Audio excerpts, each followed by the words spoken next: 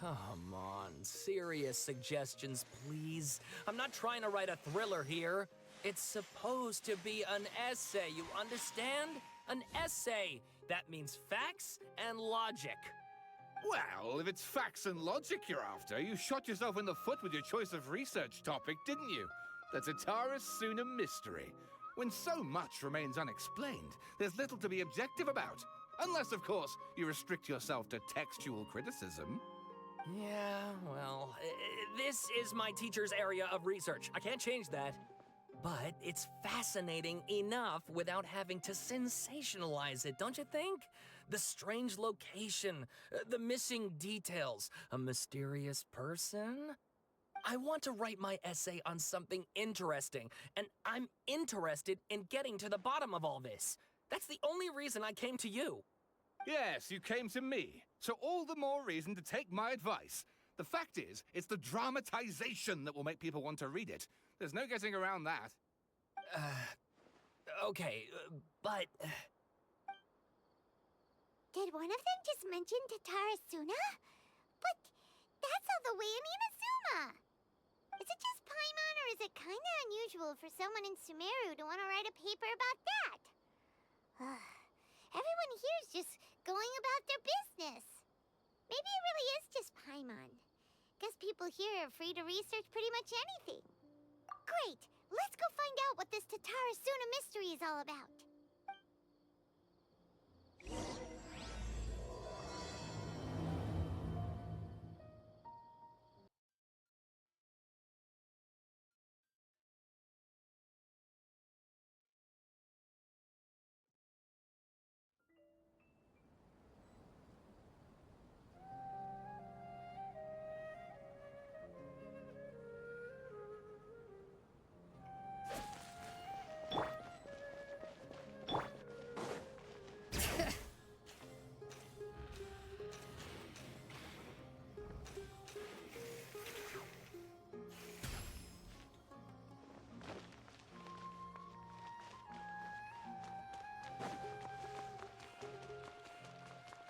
Bring it!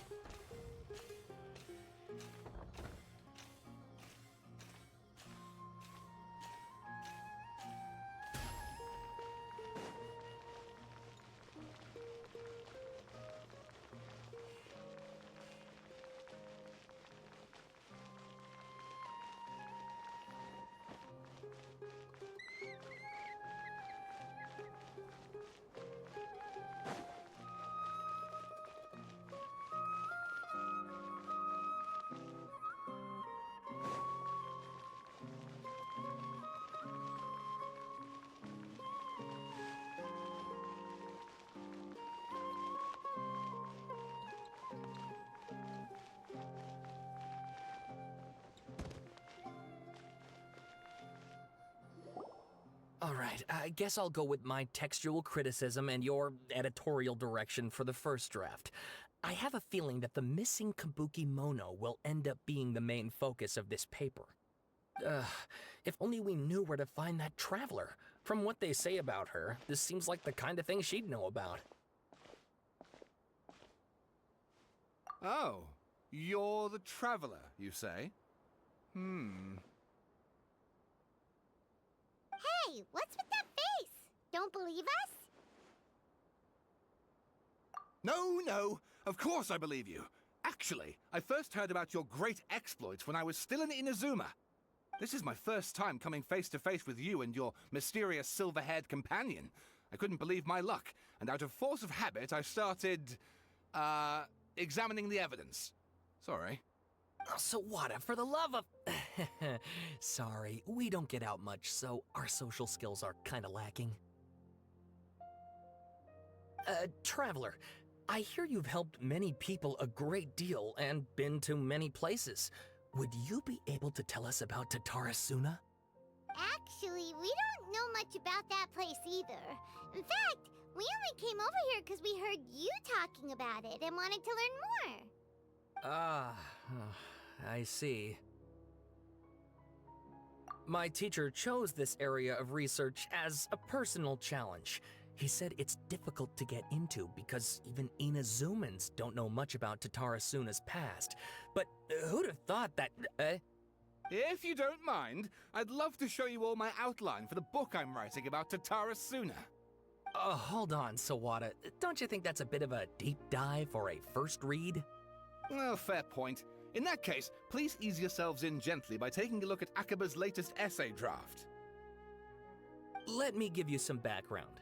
This all started with the discovery of some records in Tatarasuna. The writings mentioned someone by the name of Mikoshi Nagamasa, who crafted a fine blade. But in the end, he threw it into a fire to destroy it, and killed his servant Katsuragi. Why? Well, no one knows. Apart from the swordmaker, his servant, and the one who wrote this all down, the records also mention a kabuki mono.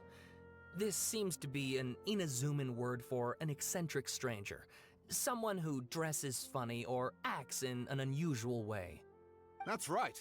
Akaba's teacher has spent quite some time researching these events on the ground. This Kabuki-mono lived in Tatarasuna for a while before disappearing without a trace. And shortly afterwards, as Akaba mentioned, things got pretty ugly. So first this strange person goes missing, then a murder happens? Seems kinda fishy to Paimon. Yes, my thoughts exactly. So I helped out too. I asked everyone I could think of if they knew anything about what happened back then. And wow! Did I get lucky! Stop shouting! This part's important. I just wanted to make it stand out. It just so happens that a friend of mine works at the Government Records Office. He looked into it for me, and I can now confirm that all the aforementioned individuals did, in fact, live in Inazuma over 400 years ago. Even back then, Tatarasuna was already at the center of Inazuma's smelting industry. The man in charge was a government official named Niwa. Curiously enough, it seems like he went missing too.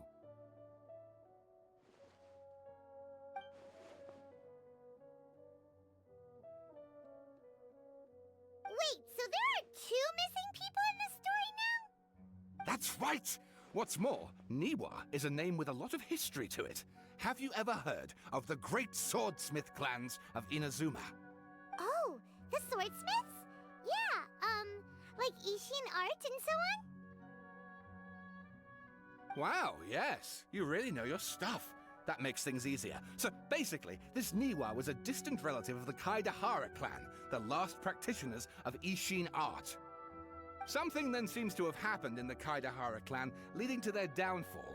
I don't know the details, but taken in light of everything else going on around that time, it makes you wonder whether it's all connected somehow. The Kaidahara clan? Sawada, you left out the biggest detail of all. Oh, yes, of course. How could I forget? Brace your minds, ladies and gents, for they are about to be blown. Or maybe you won't believe your ears. I wouldn't blame you, of course, because in all my years as a writer, this is by far the most. Get to the point, for Pete's sake. According to information acquired by Akaba's teacher, the Kabuki-mono was not a human, but a puppet. A puppet?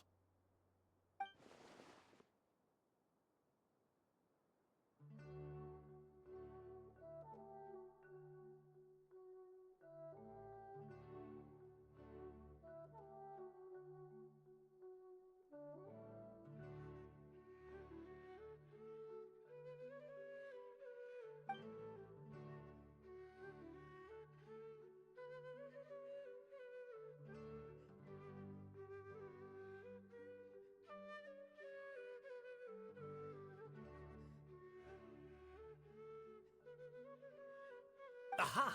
Judging by the looks on your faces, you do know something after all.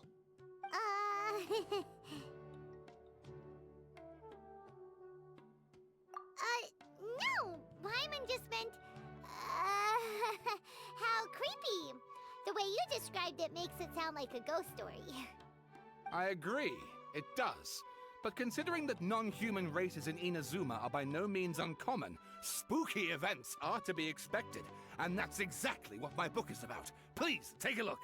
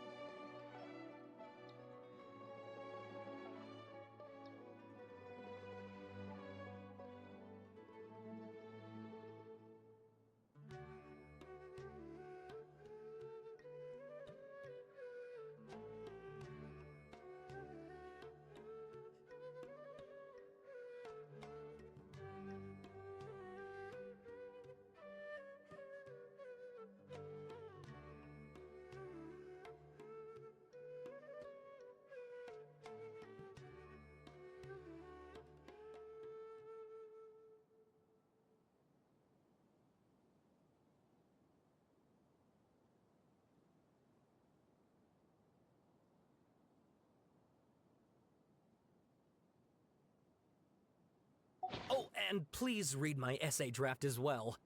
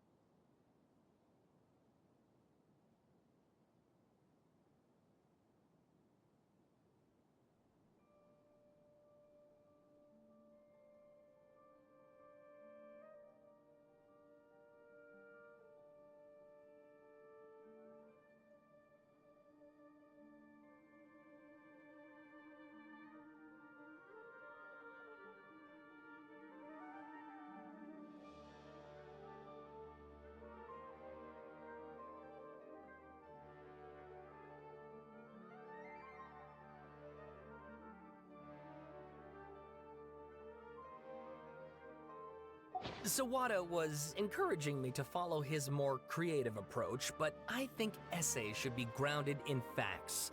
I don't think explaining everything away with mysterious forces will cut it. Oh, how about if I plug the holes in Sawada's narrative with political intrigue? Like, I could put a turf war between rival factions at the center of the whole series of events. Wait, you're allowed to just make stuff up? Pretty sure you've gone from essay to guessay there.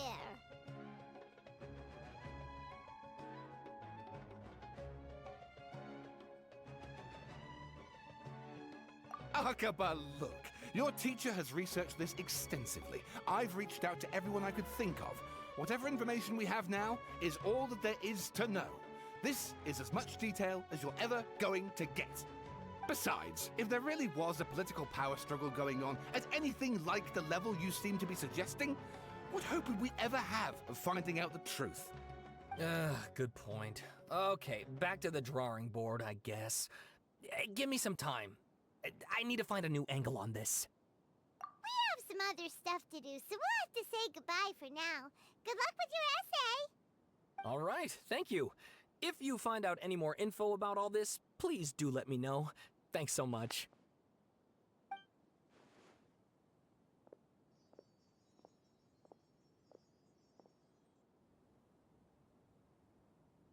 Hey, so that thing they were talking about, it has to do with the balladeer, doesn't it?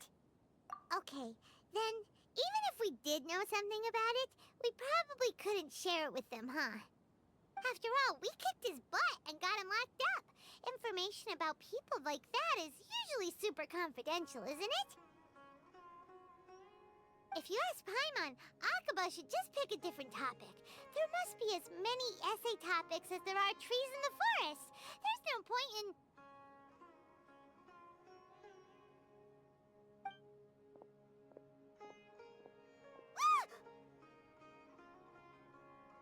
Hey, did you see that? He literally just went by, over there. It looked like... the balladeer! No, it can't have been. He got locked up. Oh, quick, let's catch up and see.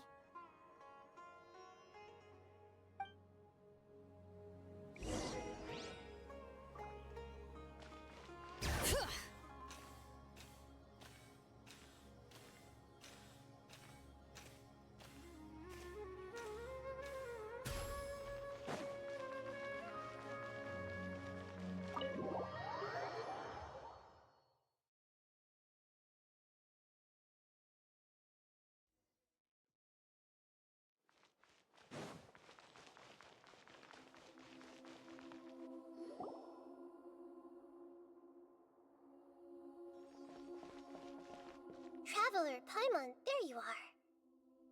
Nahida, bad news. We just saw the balladeer strolling around in public. Did he escape or... Ah! It's him! Sure enough, you're here. Hey! What are you doing in the sanctuary of Surasthana? Aren't you supposed to be lacked up? I know you must have a lot of questions. Please, allow me to explain. It was my idea to set the balladeer free. We made a deal, and he's gonna do some investigation in Irminsul for me. A deal? Huh. You sure you trust this guy? What did you expect? Why do you think Sumeru would keep me around otherwise? Or maybe killing me is all you can think about. But if that's the case, why haven't you done it already? Don't flatter yourself. It was... Nahida said there's still some mysteries in you to figure out. Ah, so if it were up to you, you'd finish the job? Guess I had you all wrong. There I was thinking you were just getting cold feet. Well, that escalated quickly. Not a good start. Could I ask you all to please calm down? But Paimon's worried about you, Nahida. Don't let him trick you. It's not every day you see people questioning the God of Wisdom's judgment. Just when you think you've seen it all. Don't you dare try to drive a wedge between us! As long as the terms are reasonable, I don't think there's a problem in making a deal. Even with the balladeer. Well, I for one have no reason to doubt you. Considering you even struck a deal with the doctor. Yes, one in which I gained valuable information. You'll come to understand more about that in the fullness of time. The balladeer's power was all but completely spent after your battle. He's no longer strong enough to be a strategic threat to us. That puts him in quite a precarious position. Plus, he's a former Harbinger with knowledge of many of the Fatui's sensitive secrets. Being stuck here in Sumeru could make him a sitting duck, depending on how the Fatui plan to respond. Wait a second. Former? You mean, he's not a Harbinger anymore? I take no pleasure in saying this, but it seems as if the doctor had no intention of welcoming back a loser, so... Sometimes it's you using them, other times it's them using you. Most human relationships are this way. Certainly all the stable ones are. That's how it was between me and the Fatui, and also between each of the Harbingers. So as long as you have some value to offer, nobody will ever abandon you.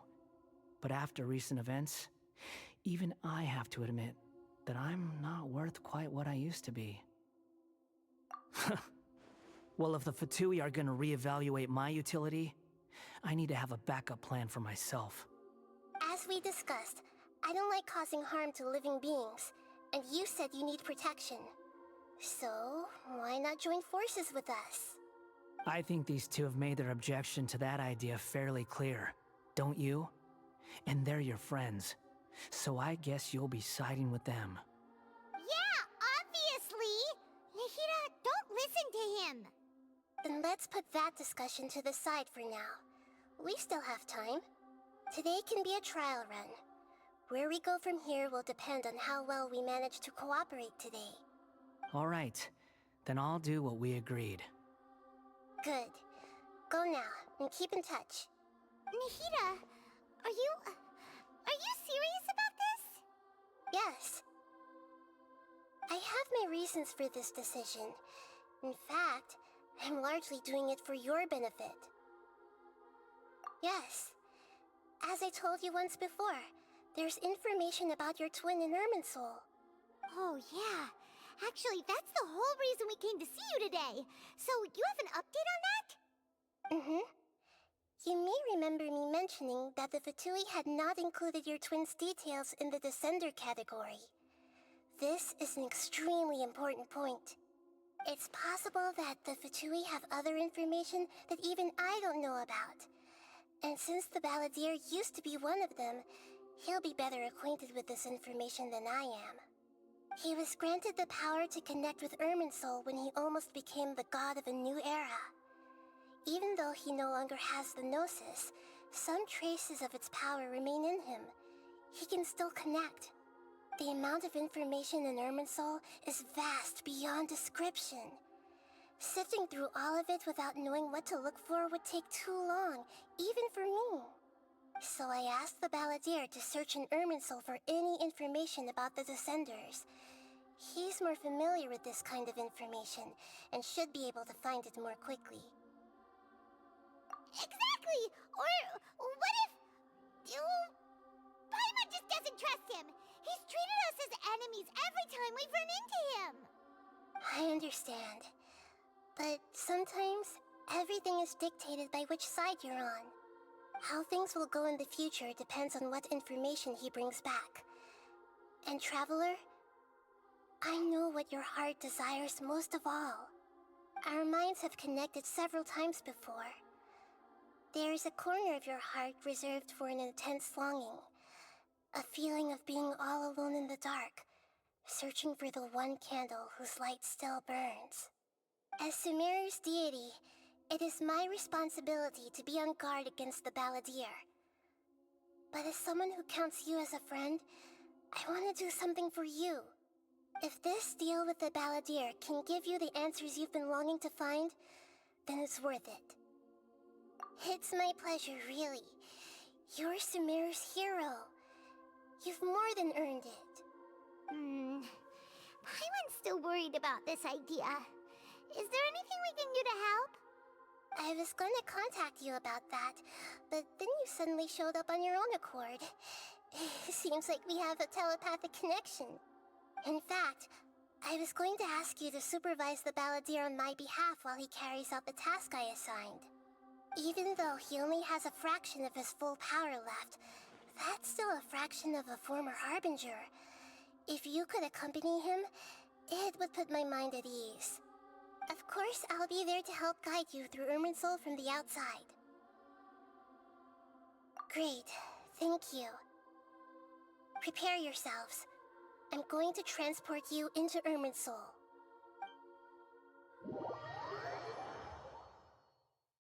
Wow, it looks pretty different here compared to last time.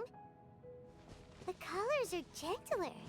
Guess that must be because Sumeru's at peace now.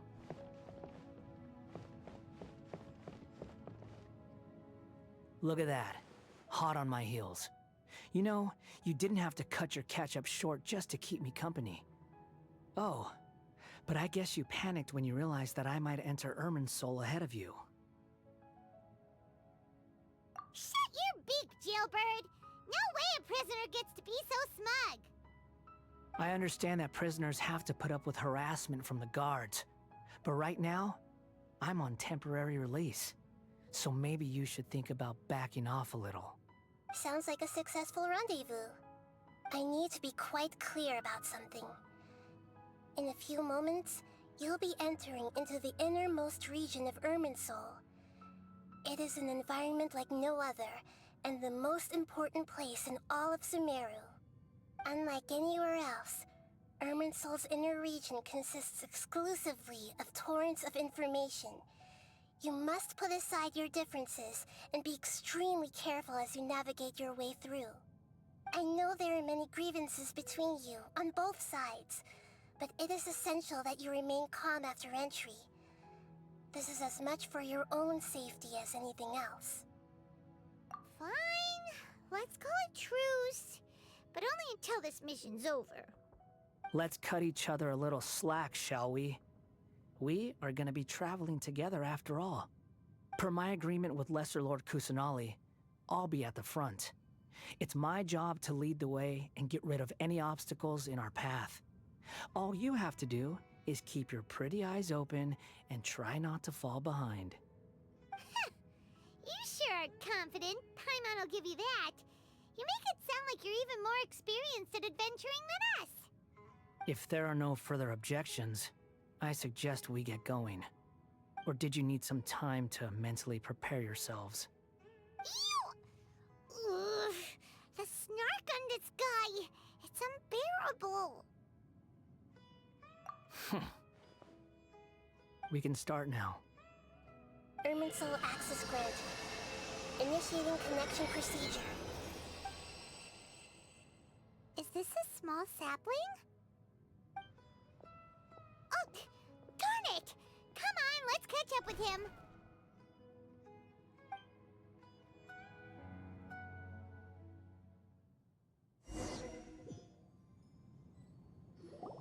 Wow! So this is the inside of Irminsul. Ooh! Paimon's never seen anything like this. And it feels like a sacred place. Irminsul is closely intertwined with the entirety of Teyvat. Every bit of information flowing here means something. Pick your jaws up off the floor. It's time to go. Why is it that Paimon just wants to do the opposite of everything he says? Lesser Lord Kusanali, we will now proceed to the heart of Irminsul. Can you still sense where the heart of Irminsul is? Yes. Permission to begin searching for information there? Permission granted. Go ahead. Let's go. Stay close. Don't go running off. Hey, so... say we did go running off in here. What would happen? What are you smirking at? I was just imagining the look on your travel companion's face if you went and got lost. Anything's possible in here. You can't rule anything out. So if you want to stay safe, your best option is to stick close to me.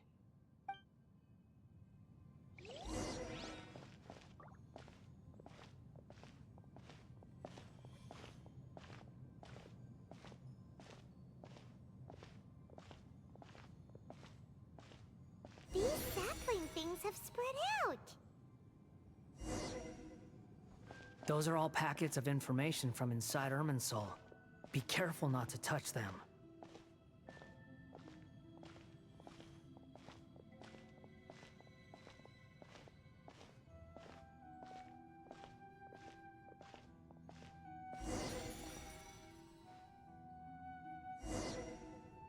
It looks the same in every direction.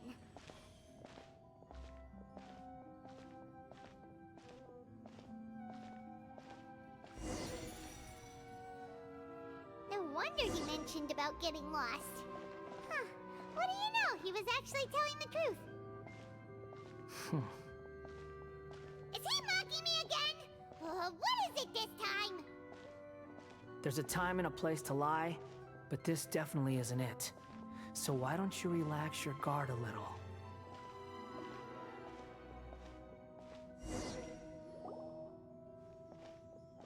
We're here. What a huge tree!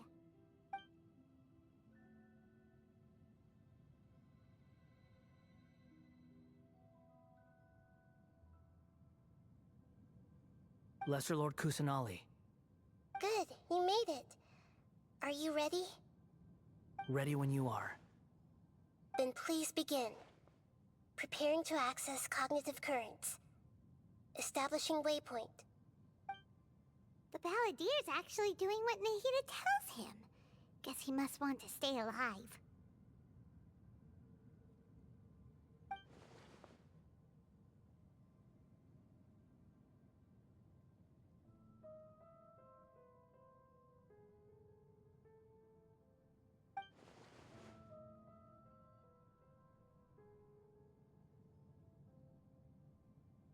The rest is up to you. If you discover anything at all, make sure to share it with us. Will do. Huh. For once, we're the ones with nothing to do. Traveler, Paimon, would you like to talk? Yes, I've also invited Paimon to join. Huh?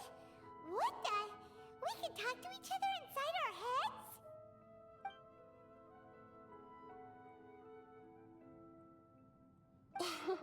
That's part of it. Plus, we're all friends. There's nothing wrong with us talking like this once in a while. Paimon's never tried this before. This is great! So, Paimon's been wanting to ask you something. Don't you think the Balladier's a bit of a walking contradiction? He's always talking back, but he seems to listen to what you say.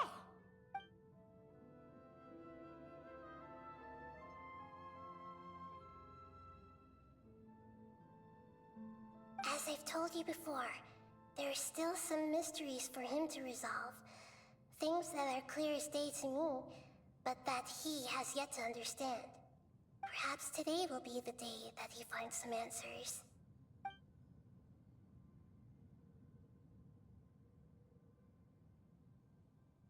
Well done. Smart and attentive as always.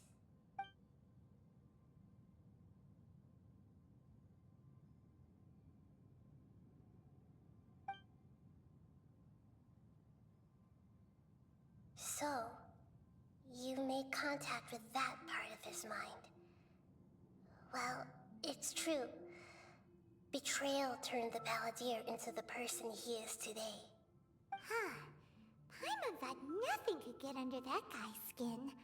Turns out, he can get hurt and angry just like anyone else. Everyone has a history, Paimon. Even if you're a puppet created by the Electro Archon.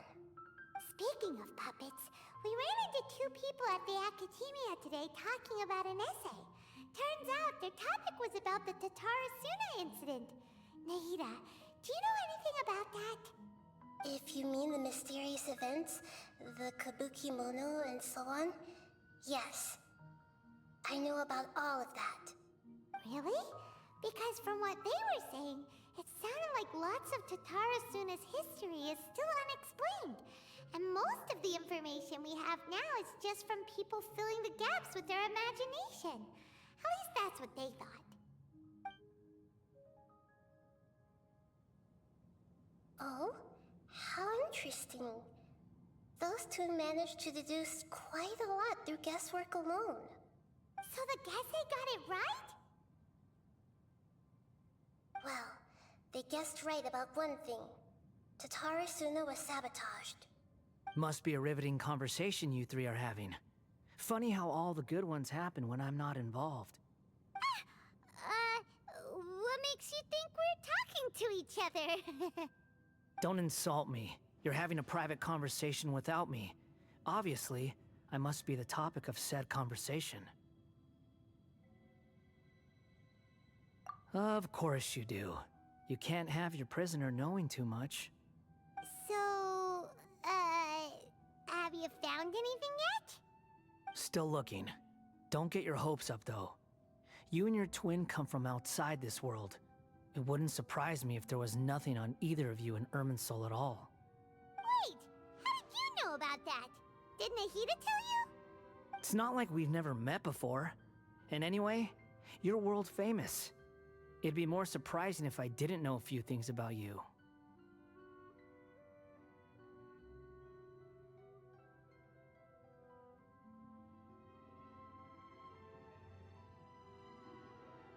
Right now, we have to keep the peace. I'm not interested in creating more misery for myself. And making cordial conversation is something I can manage. Huh? Wait. This light. It looks similar to those saplings. What could it be? Anonymous data. Hey, don't you forget the agreement! You have to share it with us! Shh. Just wait. Mr. Niwa, are you certain this is worth the risk? We are talking about Tatara Suna's furnace, after all. It may not pay to act rashly. There's no one else who can enter the furnace. It has to be me. Is that so? Well, since you insist. It's...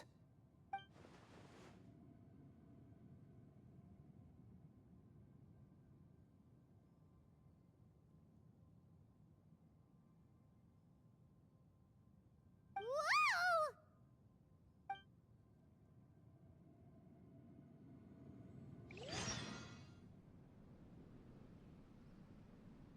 I have been in Tatara Suna for some time now.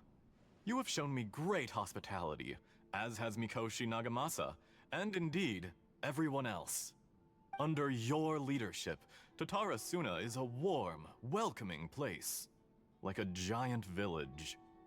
People are gainfully employed. Their lives have purpose. They are motivated. As I understand, the Raiden Shogun has, in recent years, eliminated much of the evil that plagued Inazuma. As for Tatara Suna, it was originally established as a means of safely disposing crystal marrow. The forging industry with crystal marrow as a raw material has since flourished, giving rise to generations of swordsmiths. Some world-renowned, others unknown, all passing on their legacy. Skills, blood, dreams. Every smith brought into this trade looks to find their purpose between steel and blade. That is why you accepted the proposal brought to you by myself and Akame. Yes, well, were it not for you coming to Inazuma and happening to make Akame's acquaintance, the two of you never would have joined forces. And he would be the first to admit that there's no way he could have revolutionized our forging process like this on his own. At least not on the same timescale. You allowed Akame to take all the credit for a method that you jointly developed. He sold it to me, and now every piece of ore here is smelted using the new technique. Even now, you remain one of Tatara Suna's key consultants, working right here alongside us. I believe it is you, sir, who are truly responsible for the changes in our manufacturing and forging methods. You flatter me. From the outset, I saw much that was commendable in the forging industry of Inazuma, and it has been my great honor to befriend you all. So you say, Escher. But is this really the truth? My good sir, what do you mean? I tried to resist thinking it was all connected. Because I didn't want to speculate. And I didn't want to believe that things could turn out this way. What have we gained from adopting your new technology? Ominous black smoke? Mounting production problems? Worker fatigue and casualties are up and continuing to rise at an alarming rate. And recently, as you well know, someone died because of that strange filth inside the furnace. We've kept the truth from spreading outside, but still, I suspect you understand it better than I do. None of the people who went out to get help have come back. Now, our mutual friend, the Kabuki Mono, is taking the Golden Feather to Narukami Island to seek an audience with the Shogun. This is our last hope. But that doesn't faze you, does it, Escher? Nothing does. Otherwise, why would you still be standing there with that smile on your face? I'm just surprised that you finally chose to be so sincere. I'm sure you've been harboring these suspicions for quite some time.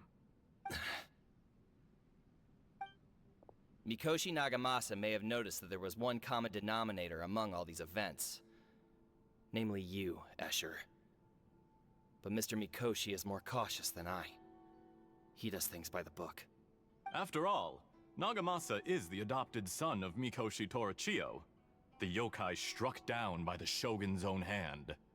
If he truly seeks to redeem his family's honor, an abundance of caution is well advised. You're well informed on the subtleties of his situation for a mechanic all the way from Fontaine. Are you sure you're not a little overqualified? Why, Mr. Niwa, are you suggesting I find a job as a diplomat? Sadly, I am so very attached to my craft. Enough, Escher. I'm here because an evil force is raging inside the furnace. And someone needs to take your new device inside the high-risk zone so we can absorb it and put an end to the problem. I'm in charge here.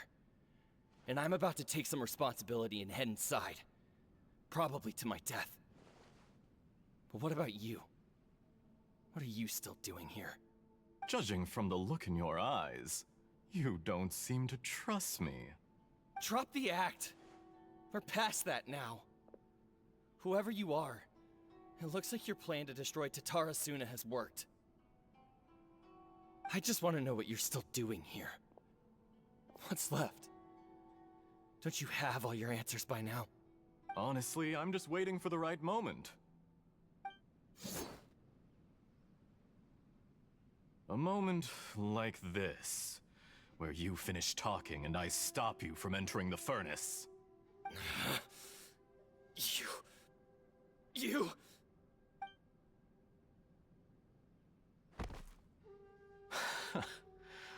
You're a little smarter than I initially gave you credit for. I thought I'd disguised myself exceptionally well, at least for the first few days. But to my surprise, you had your people look into my background right from the start. It's a long journey from Inazuma to Fontaine, but that didn't stop them. Eventually, they managed to confirm that Escher was an alias, and that I was not from Fontaine at all. And yet, despite all of that, you still fail to realize my true identity, and what I seek in Tatara Suna. Did you really think you would be able to see through my plan? If you kill me, there's no one who can get inside the furnace. So you're really going to destroy this place? Is that it? Oh, but you're quite wrong. There is one other person. Some may not see him as a person, but you told him yourself. You're not a puppet. You're a human. You're just missing a heart. Whoever you're working for won't get away with this. They'll be found out. But this makes no sense. What are you really trying to accomplish by all this? Why go to all this trouble? It's no trouble at all. Patience is a virtue which I have in abundance. This is all part of a carefully controlled experiment. If you must know, I'm happy to divulge my true identity. I'm a Fatui Harbinger. Call me the Doctor. The Fatui? Who? What do you want? Just to create a minor inconvenience for your nation. That's it? That's why you gave us your cursed technology? Just to let loose the evil energy from the crystal marrow? Look how even the righteous soul is filled with venom when faced with its demise. My device functions precisely as you say. It is the only chance you have of preventing a catastrophe and keeping the truth from the outside world. However, I did not make it with you in mind. It is easier for a person to be possessed by evil spirits when they are filled with hate. So give in to your fury. I want to see what happens when a malevolent heart is placed into an unsuspecting puppet. Make no mistake, even without you, that pure, innocent puppet would only end up being used by someone else instead. What other reason would a human have for befriending one who is not of our kind?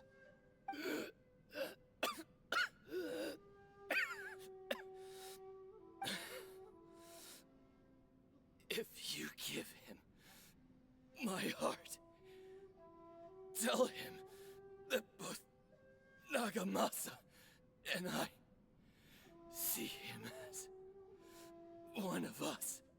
He has nothing to prove to anyone. Because not everyone just wants to use other people. The only ones who think like that are people like you. What a beautiful way to see the world.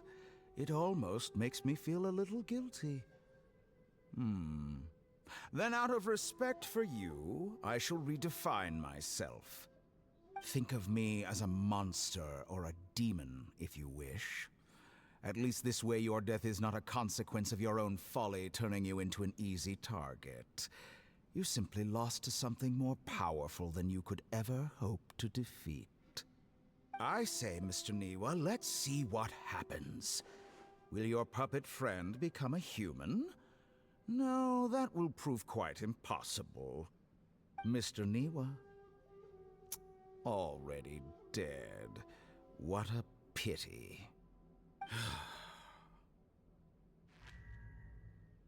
Jester, I have completed the task you gave me.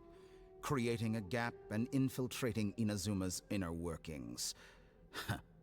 What fun it was. I'd like to introduce a puppet to you. If he proves useful, let's make him our newest comrade. And if not, let's turn him to dust.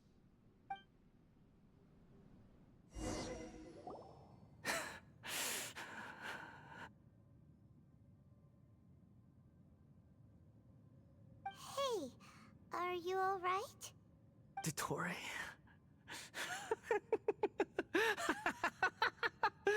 Dottore!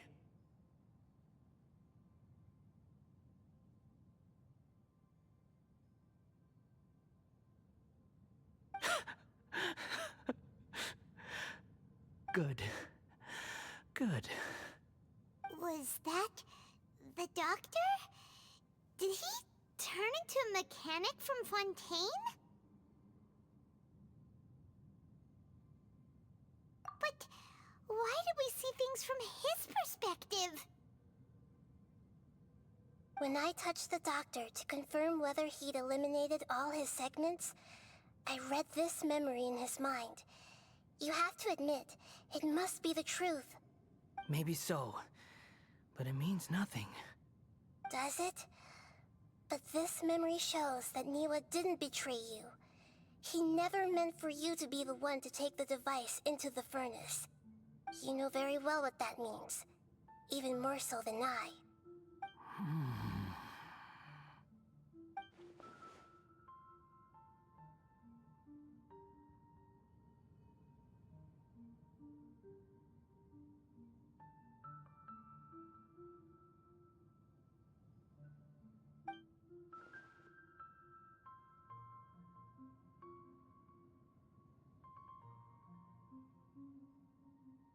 Let's give him some space. He looks really mad. Paimon doesn't want to be anywhere near him right now. We need to give him some time to process his emotions. Paimon's still confused about the Tatarasuna incident. So, the doctor was behind it, but why has that gotten him so worked up? Nobody has ever deceived you like that, Paimon. It's natural that you find it difficult to understand. Perhaps he needed to learn this someday. So now you have the complete picture. Katsuragi took the Kabuki Mono to live with the people of Tatarasuna. Later, the doctor showed up, disguised as the mechanic from Fontaine. And that's when the trouble began.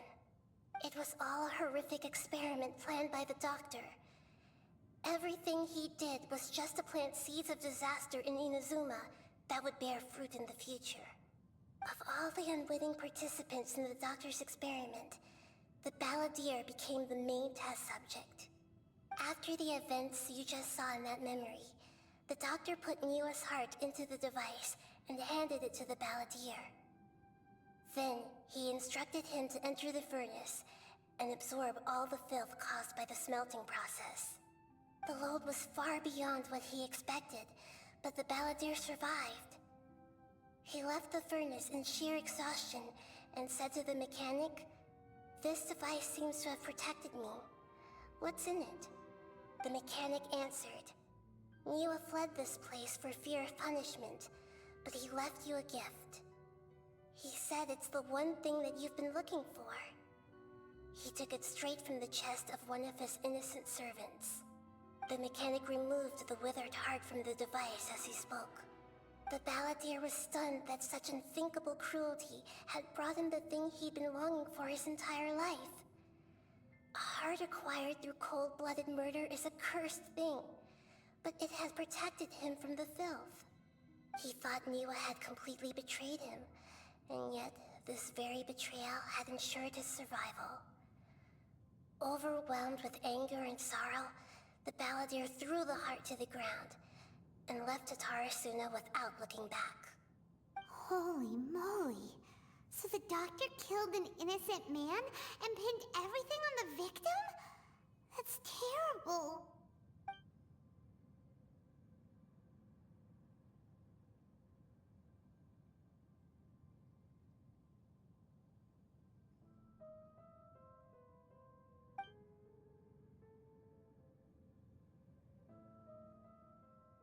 Yes. Only if he understands this can he choose a new path forward. Totori, you brazen-faced... Niwa didn't run from justice. You killed him.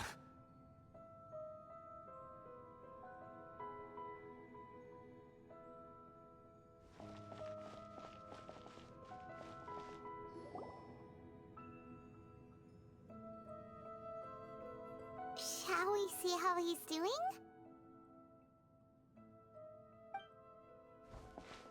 Hey, you alright? That's a scary expression. Are you worried about me? If we didn't have such a history, I'd almost think that qualifies me to be your friend.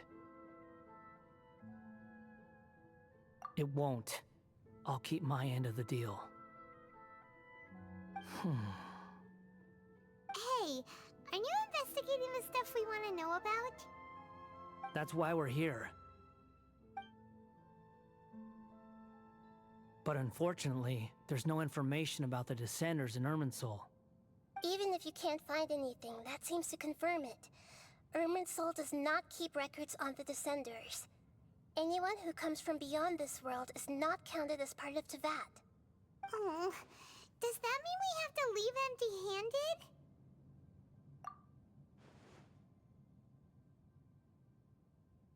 Don't thank me just yet. You look really upset. Well, since Irminsul was a dead end, I guess I can share some other info that might interest you. Huh? About what? The reason why there are records about your brother in Irminsul. It might have something to do with Conria. Apparently, Conria was his first destination when he arrived in this world. Plus, he only came to this world because the heavens responded to the summoning. The heavens responded? The Jester told me this himself. You can take his word on this. He was a royal mage in Conria, and lived with your brother for a time. I don't know the details. It's up to you whether you want to believe me. All I can say is, I wouldn't lie to you about this. Did you get all that, Lesser Lord Kusanali? Yes. Astonishing news. Does this info count towards my mission? It wasn't from Irminsul, but was it valuable? Very valuable. Good.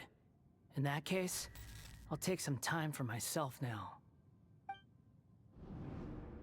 Huh? What have you done? Lesser Lord Kusanali was right. My power's all but completely spent. Even if I use all of the divine power left in me, I can't sustain this shield for very long. I shared a secret with you, and now you owe me. So in return, I'd like you to answer a question for me. Give me your hand.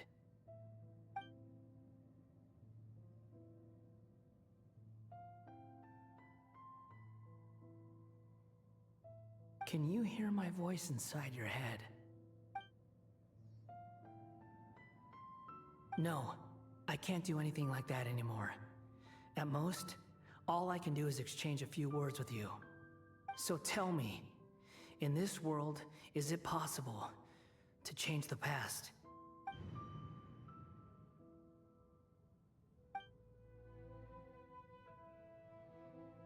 Done. Huh?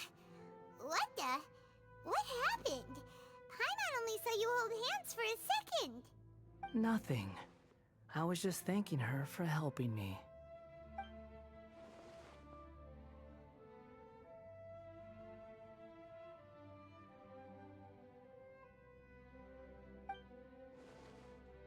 So long. I suggest you get yourselves out of here quickly. Where are you going?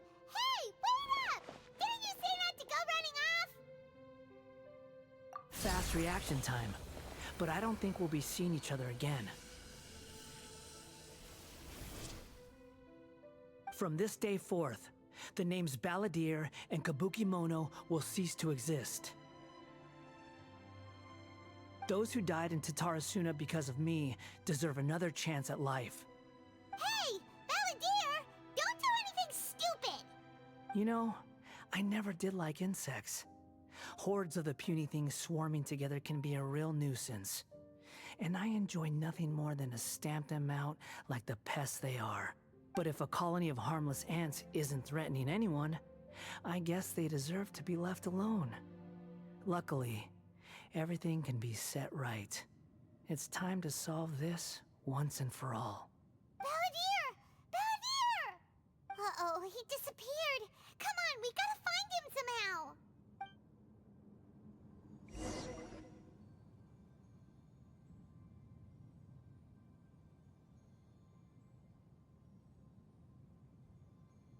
Oh no, he's really gone. Oh, can you hear me? Nahida! Traveler, Paimon, Balladeer, what happened just now? I was suddenly cut off by some kind of power. It was the Balladeer's fault. He shut you out. I didn't think he'd be capable of something like that with so little power left. Did he keep some of his power hidden when he was defeated? Or did he achieve something beyond his abilities, and it took everything he had? Where the heck did he go? Ugh, it's all our fault. We were supposed to keep an eye on him. Sorry, Nahida. Don't be. It's not your fault. Please, let me handle this from here, even though I'm not sure I can solve it. We're running out of time. Follow my lead and get out of Irminsul as soon as possible.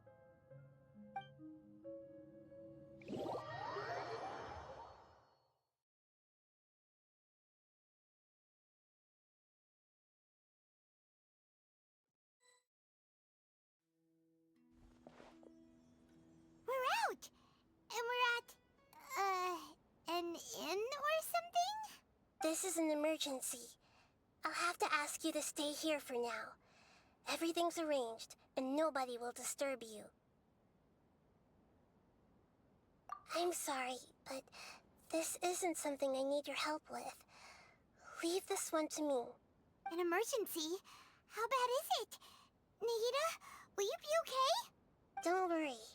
If my assessment is correct, though there may be some minor disturbances, it won't lead to a disaster. Please rest and recover your strength here until I say it's safe. Her voice has gone. Paimon can't shake the feeling that something really big has happened. What do you think the Balladeer meant? And why did he suddenly grab onto you before?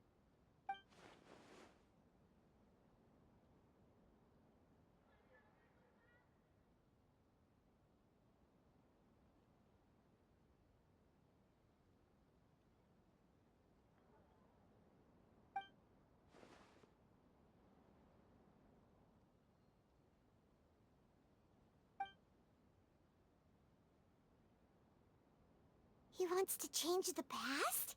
But surely that's impossible! Right!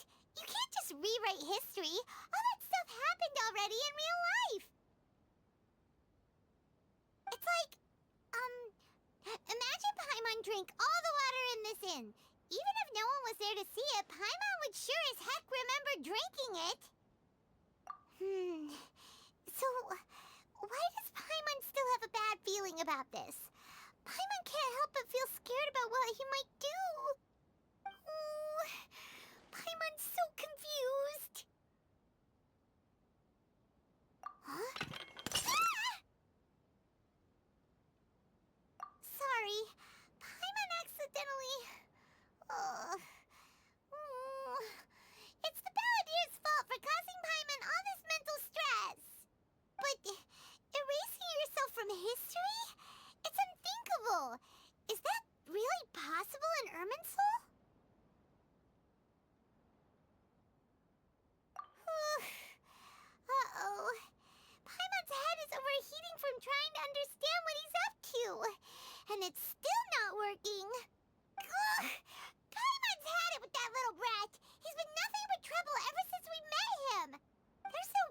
actually succeed, right?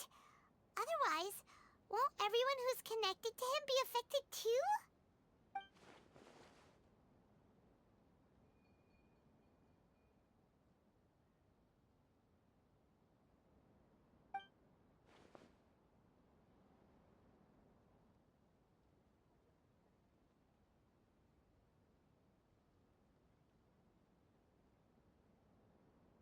There's nothing we can do about it at this point.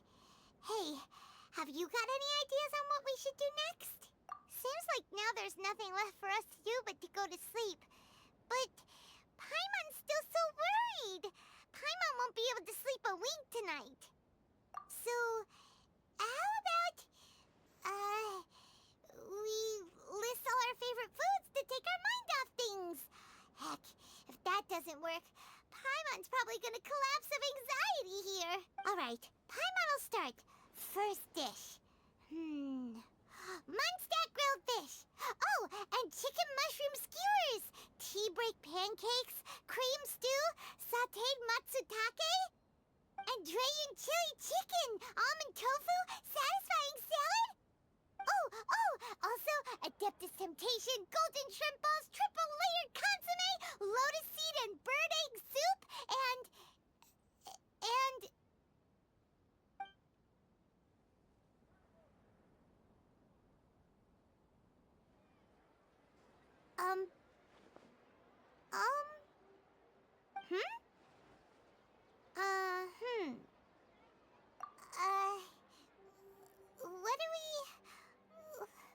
What was Paimon supposed to be doing just now? Paimon was, talking? Huh. Paimon suddenly can't remember what she was talking about. What was it again?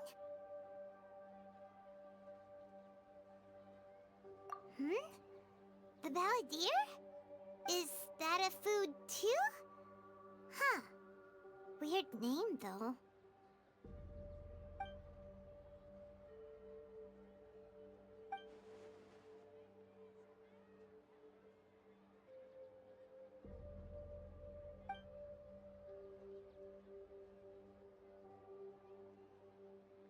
What's wrong? Your eyes are like saucers. Was it something Paimon said? So, the Balladeer. Is that someone's name? 'Cause it sounds like a nickname or something.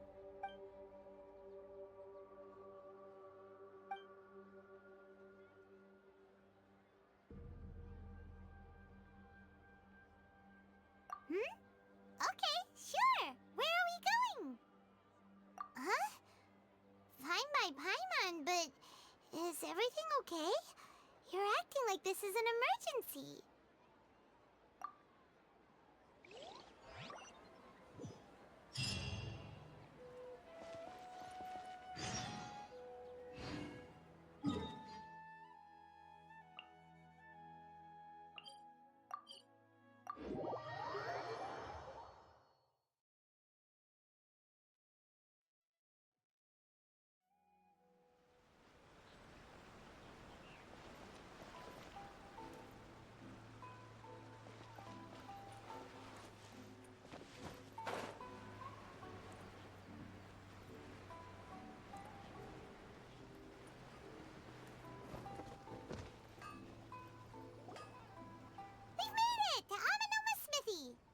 Ah, it's been a while. Of course. Go ahead. No. Now there's a question I wasn't expecting. Very well. I'll tell you what I know once more. The once renowned Raiden Gokuden, comprised of 5 branches. Amenoma, Futsu, Ishin, Hyakume, and Senju. The art of forging practiced by these 5 clans was first taught to them personally by the almighty Shogun. Over time, the 5 branches diverged from one another as generations of bladesmiths honed and perfected their craft until they became 5 distinct traditions. Most of the great swordsmith clans of old have since fallen into decline, and for a long time, Only the Amenoma branch kept its art alive. But fortunately, Kaede Harakazuha recently returned to Inazuma and took up the mantle of the Ishin art. Now, 2 clans remain of the original Gokuden 5. If my memory serves me right, you yourself were present when he forged the Ishin blade. Oh, yeah, we were! Paimon remembers that now. We learned a bit about the decline of the Raiden Gokuden then, too. It seems like such a shame. That, my friends, is a tragic tale indeed. In fact, this was not made known to me for most of my life. All these years, I knew of those great clans' demise, but never the cause. Only recently, when the question was on my mind, did I ask Kaede Harakazuha about this. He told me that, as we are both heirs to a branch of the Raiden Gokuden, it was right that I should know the truth. There is no harm in telling you, but I must warn you. It is a dark and sorrowful tale. The Raiden Gokuden were the targets of a murderous rampage by a vengeful bladesmith. Vengeful? Why? 400 years ago, so I'm told, there was a catastrophic malfunction in Tatarasuna's furnace. One brave swordsmith heard the commotion and chose not to flee, but he rushed to the scene, hoping to prevent a disaster. Tatarasuna was home to a state-of-the-art forging and smelting operation in that day, and overseeing it was the armory officer. His surname was Niwa, though he had family ties to the Kaedehara clan. Knowing that they had just one chance to save countless lives, Mr. Niwa and the swordsmith leaped together into the furnace. The furnace quickly stabilized, but neither of them made it out. The smith's death, though heroic, dealt a devastating blow to his family's fortunes. His orphaned son was left to fend for himself, and grew up deeply resentful at the world. In his heart, the whole of Inazuma was culpable in his tragedy. He hated the almighty Shogun for her apparent indifference towards his father's death, and he hated everyone who had done nothing to try and save him. Powerless and destitute, the only legacy he had to pass on to his children was his hatred. Generation after generation bore this grudge, living in utter misery. Alas, if only the story could have ended there. But 100 years ago, the then head of this family reached the end of his wits. He could bear their fate no longer, and yet he could do nothing to change it. Finally, he made a drastic decision to take revenge on the Raiden Gokuden. In doing so, he sought to vent his pent anger and shake the very foundations of Inazuma's forging industry. In his fury, he murdered indiscriminately, killing even bladesmiths from the Hyakume clan which he belonged to. His goal was absolute, the devastation of all of the Raiden Gokuden. But when he came to the Kaedehara and Kamisato clans, his killing spree came to an abrupt end. He failed to catch them unawares. They fought back fiercely, and they did not spare his life. That is why the Kaedehara clan and their Ishin art survived that day. I suppose they were the lucky ones, under the dire circumstances.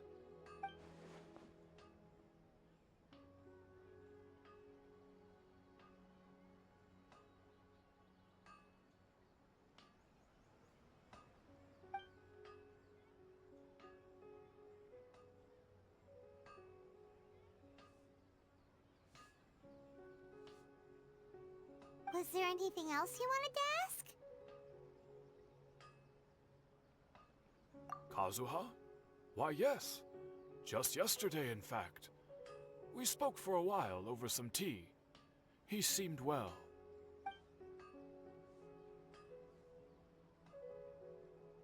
My pleasure Don't tell Paimon.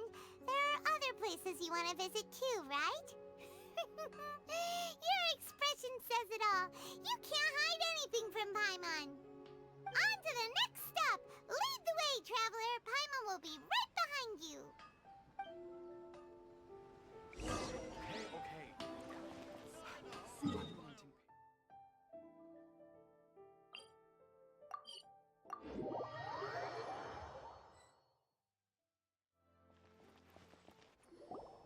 We're here! This is the Yashiro Commission's headquarters, so... Traveler, it's been a while. If you're looking for the Commissioner and Miss Kamisato, I'm afraid your timing is unfortunate. They're not here right now. Are they out on business? The Commissioner is out on business, and Miss Kamisato is standing in for some meetings in the Commissioner's place. If it's urgent, you're welcome to wait inside until they get back. What do you think? Shall we go in?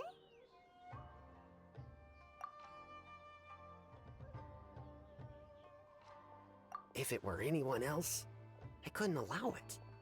But seeing as you're so close with the Commissioner and Miss Kamisato, I think it should be okay.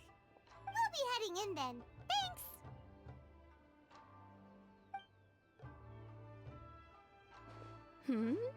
Hello, dears. Is there something you want to say? Of course, traveler. Yes, I know who you are. Miss Kamisato has told me about you. What would you like to know? Oh, they're both very well indeed. Lately, Miss Kamisato has been rather busy attending all kinds of meetings and occasionally paying visits to some local organizations on the Commissioner's behalf. As for the Commissioner himself, well, you know, busy as ever. That much hasn't changed. Although he does seem to be in a rather good mood these days. So pretty much business as usual in the Yashiro Commission, huh? Very much so.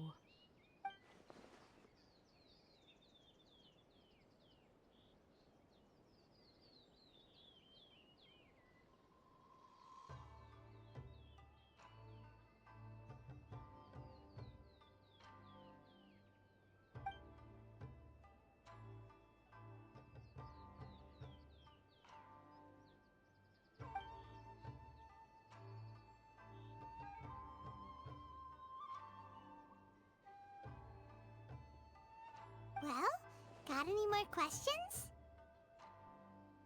You're very welcome. In fact, I would love nothing more than for you to come and visit more often. But I'm sure you must be far too busy to have time for that. Miss Kamisato talks about you all the time. She seems so thrilled to have you as a friend, and she's always saying how talented you are and how much she admires you. I must say, many things in Inazuma seem to have taken a turn for the better since you arrived here. So you're not just Miss Kamisato's knight in shining armor, you know. You're a hero to us all.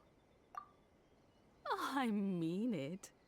Whenever the Commissioner dines at home, Toma always joins him. I always find myself at my most relaxed when I'm serving the two of them and listening to them chat away. The Commissioner has such a busy schedule that he doesn't always have the chance to take his meals at home. But given the opportunity, he always prefers to dine here. They say it's because Toma's a much better chef than most. Oh, the Commissioner is so fond of home comforts. They get to talking about you sometimes too, you know. Always with a very fond tone. the way one would talk about dear old friends around whom one can truly be themselves. Miss Kamisato occasionally joins them as well. Whenever the whole family gets together and they start talking about people they've met and experiences they've had, you always get a mention. It's been many years now since the late Mr. and Mrs. Kamisato passed away. Much has happened in the Kamisato clan in that time. As someone who is old and gray enough to have watched their son and daughter grow up, it makes me so happy to see them meet a dependable friend whose company they enjoy so much. So, in the future, if you ever do have the time, please know you are always very welcome at the Yashiro Commission headquarters. There will always be at least one old lady who would be delighted to have the pleasure of your company. Wonderful. Thank you. Paimon likes it here too. Also, you were saying something about the food here being really great. Paimon's itching to try it. We may just have to invite ourselves around for dinner sometime. Paimon meant we should come pay a visit again real soon. Ideally around dinner time. Of course. You're always welcome. Alright, goodbye for now. Where are we going next? Great! Goodbye, ma'am. Don't worry, we'll see ourselves out. All right, then. Take care now. Hope to see you soon. Oh, are you two leaving already? Yep, everything's taken care of now. Don't worry. Very well. Safe travels. Goodbye.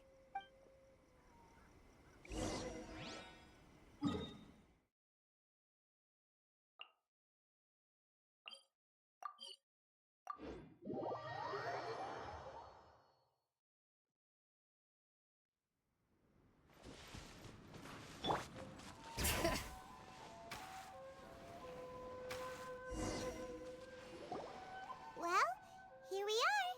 But what are we looking for? Something or someone? Do my eyes deceive me, or is that the Traveler and Paimon? Xavier, what are you doing here? I was in the general area, and now I'm in this specific area. There, that's me. So what about you two? We have some questions and thought you might be able to help. Certainly do. I've researched the furnace here in some depth. If there's anything you want to know, just ask away. Like the back of my hand. Make no mistake, I have been here a good many times before. Not only that, but I've met people in Inazuma whose families used to live in Tatarasuna years ago. They said it's all true, the history here. Oh, well, it's a long story, don't you know? The tale of Tatarasuna starts a long time ago. I'm told that its history is one of the most foremost forging and smelting operations in the nation, goes back around 1,000 years. Still, the furnace has had a couple of serious maintenance issues along the way. A couple? When exactly? One was just in the last few years, the other was several hundred years ago. A fun fact, I'm not the first Fontaine tech guy to come and work on it either. There was a guy back then too. They say he was a mechanic who consulted on a technology upgrade. It seems like the technological collaboration between our two nations goes back a long way. How about that?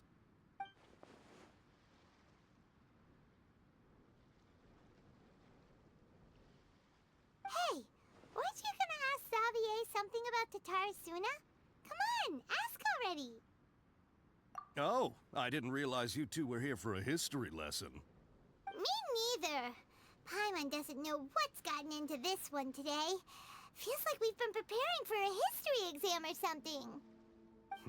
What brought this on? Did you just wake up today with a sudden burning desire for historical knowledge? Sure, go ahead. A kabuki mono? No, I can't say that I have. I do know the word, Inazuman for those eccentric types who always go around dressed to the nines.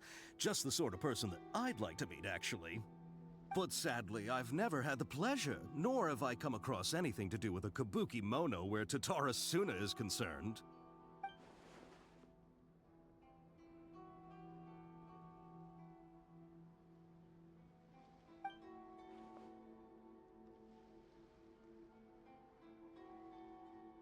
Of course! Don't mention it. Oh, we're leaving? Okay, bye, Xavier. Oh, you're most welcome. More than happy to help. Farewell. Looks like you got all the information you're looking for. Sure, but what's up with you today? Whatever it is, it seems like it's really troubling you. Keep your smile, Spinal Crocodile. No matter what happens, Paimon will always be there for you.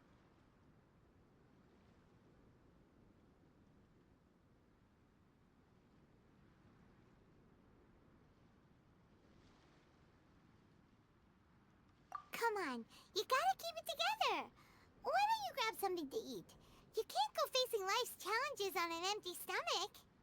All right, let's head off and go meet Nahida.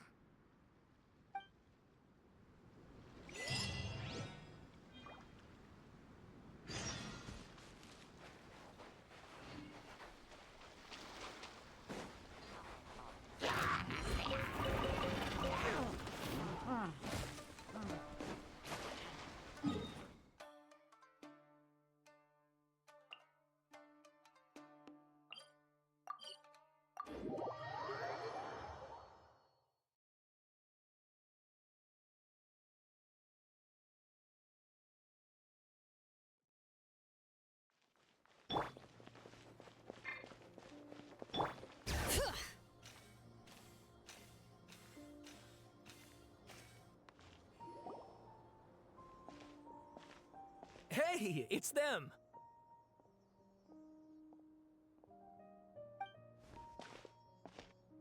Akaba, Sawada, you're still here?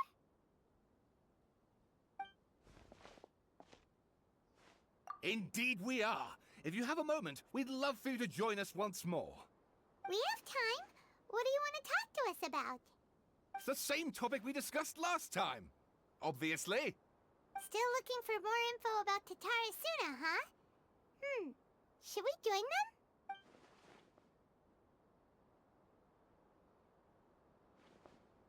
Unfortunately, we haven't made any real progress.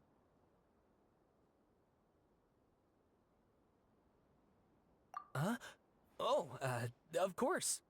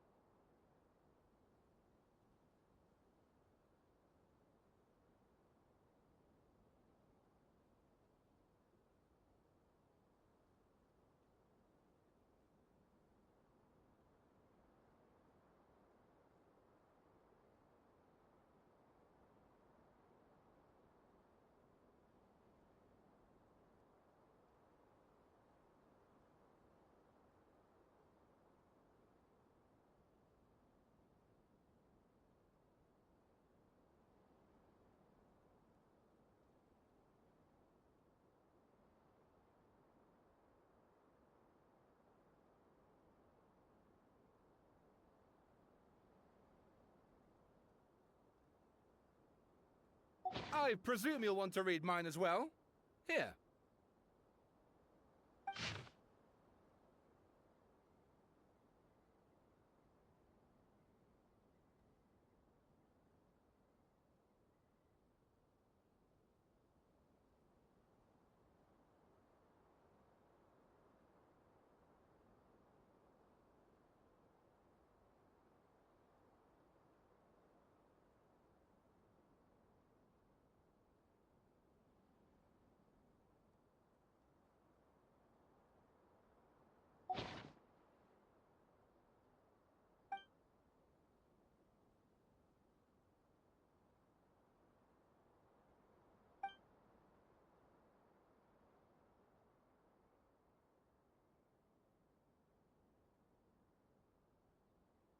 Well, what do you think?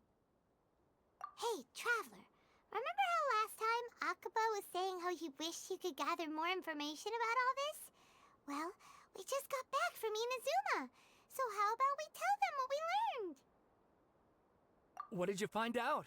Something big? It's a long story. Basically, we have some friends in Inazuma, and... Wow, so many new details. Thank you so much for sharing that with us. Well, well. So it all comes down to one man's desire for revenge. Huh. You heard this from a member of the Amanoma clan, you say? Then I guess it must be true. Ugh. So there's no ghost story here after all. This new information actually lends further credence to my hypothesis.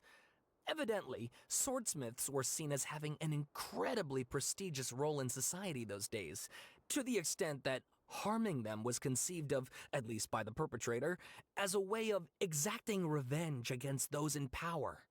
Yes, okay, point taken, you were right. But that doesn't mean I can't carry on with my novel. And they're back at it. These guys are really into this. Oh, so sorry. Look at us, prattling on about our projects and ignoring you. Thank you so much for the information. You're welcome. See ya. Keep us in the loop if you find out anything else. Will do.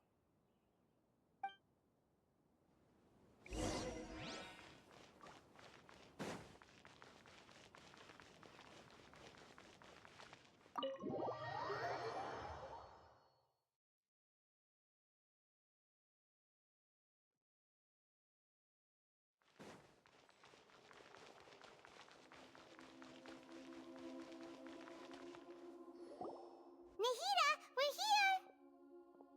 Traveler, Paimon, how have you been? Ugh, where to start? Paimon hasn't had a moment's rest this whole time. That night, we ended up chatting and chatting until suddenly the sun was up. And then she decided she wanted to go to Inazuma. The Balladeer? This sounds like some kind of code name. You look troubled. Is there something you need to tell me?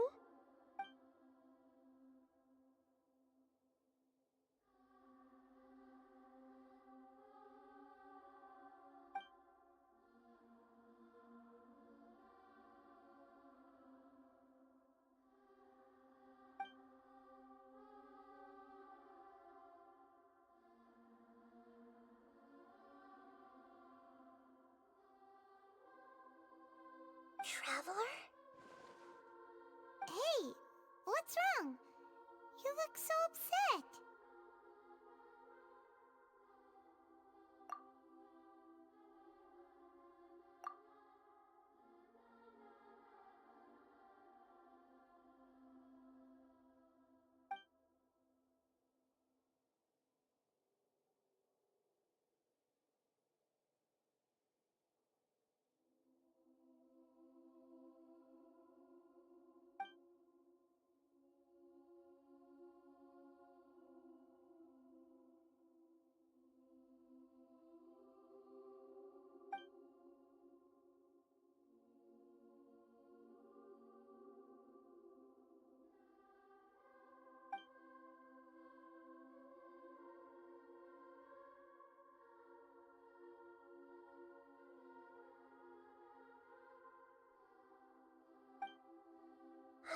That's quite a story.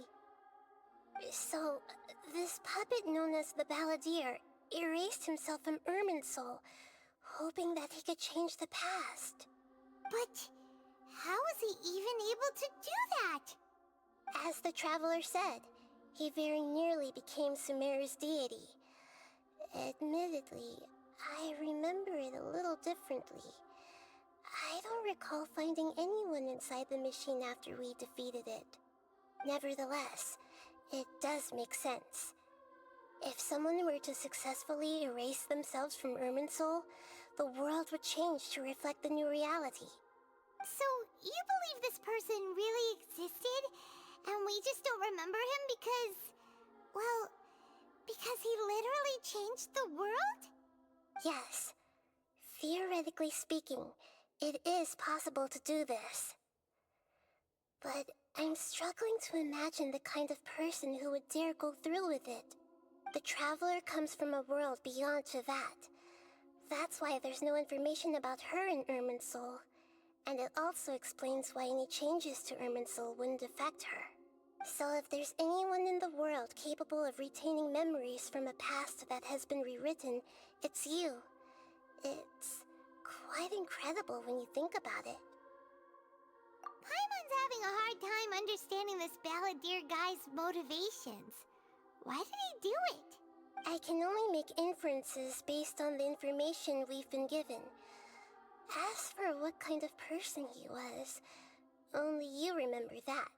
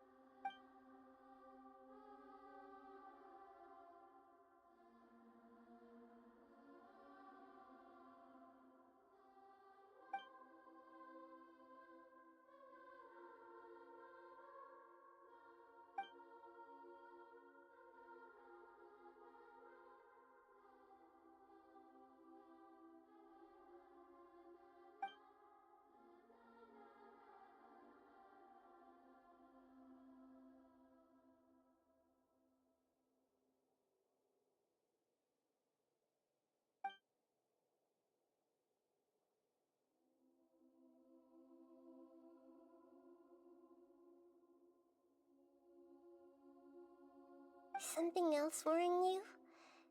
Something that you can't share?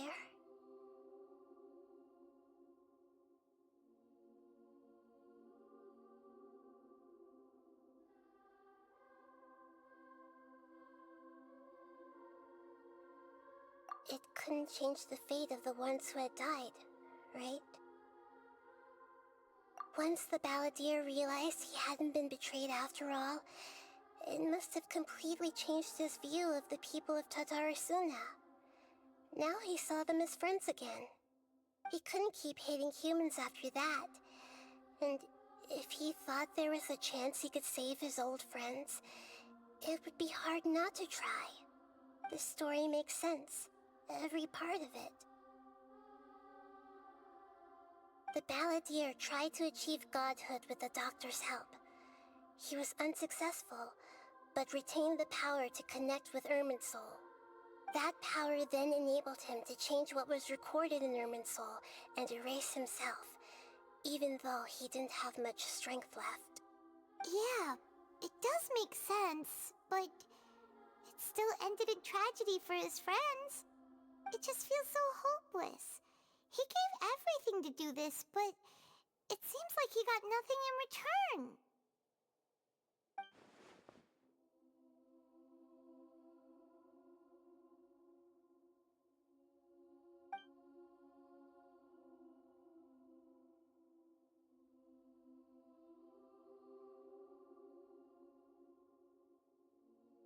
Please wait a moment.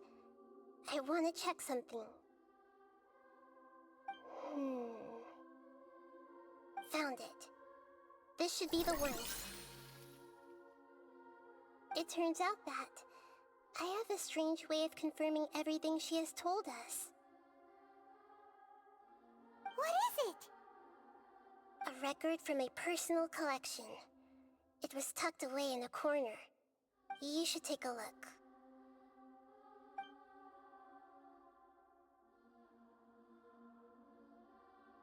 Is this a fairy tale? Who wrote it? I authored this record myself. Huh?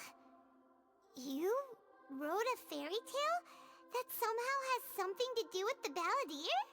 When combined with the Traveler's narrative, it's clear that this story is an allegory. Everything in it is a symbol for something else. Hold on. So this record survived from the past? Yes. Any information about the Balladeer or the Kabuki-mono in other records will have been changed. But I wrote this story in a way that means it was left intact. Changing the information in Irminsul changes to that. But Irminsul can't change information that was well hidden in advance. I guess I must have written this story as a backup before the Balladeer entered Irminsul. That's incredible! What a great idea! And sending the Traveler into Irminsul with the Balladeer must have been a further precaution. I knew she'd remember everything. This story is abstract enough that it still resonates with the present information recorded in Irminsul. But if we connect all the different pieces together, the true story that emerges is the one she told us. The now erased life of the Balladeer.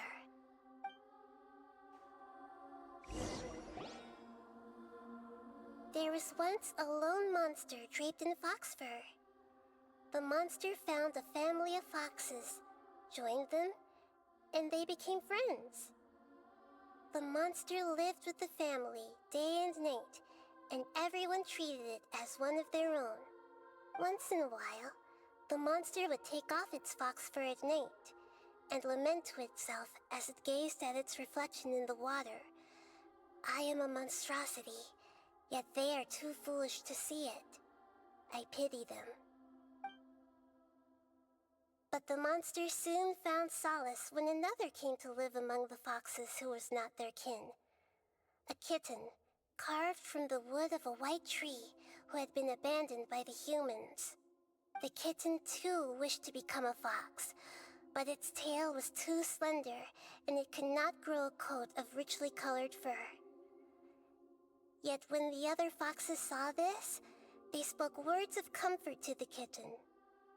Even without a tail and fur like ours, you are still one of us. Furious at this happy resolution, the monster lit a fire on the mountain.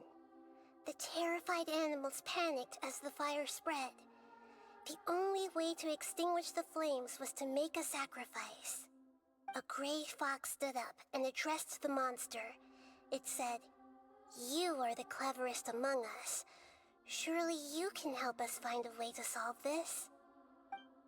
The monster smiled, led the fox toward the fire, and murdered it.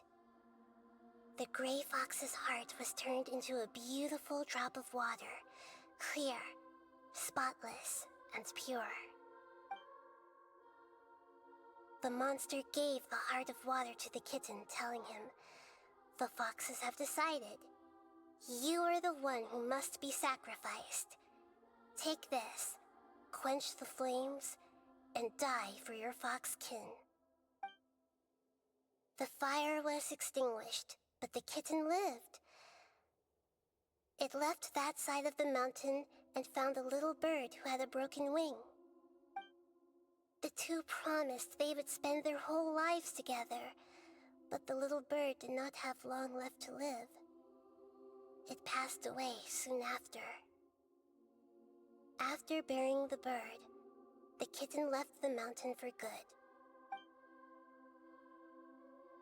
Never again would it cherish a single creature, nor a single blade of grass that stood on that mountain. The kitten spent the nights wandering aimlessly, gnashing its teeth at the moon. How it wished to swallow the moon and devour the moonlight. If the world could only return to darkness, then it would finally be peaceful and content. I will become the new moon, the answer to everything. Then, no one will know that there were once birds, foxes, and cats in this world. And no one can know that they were different.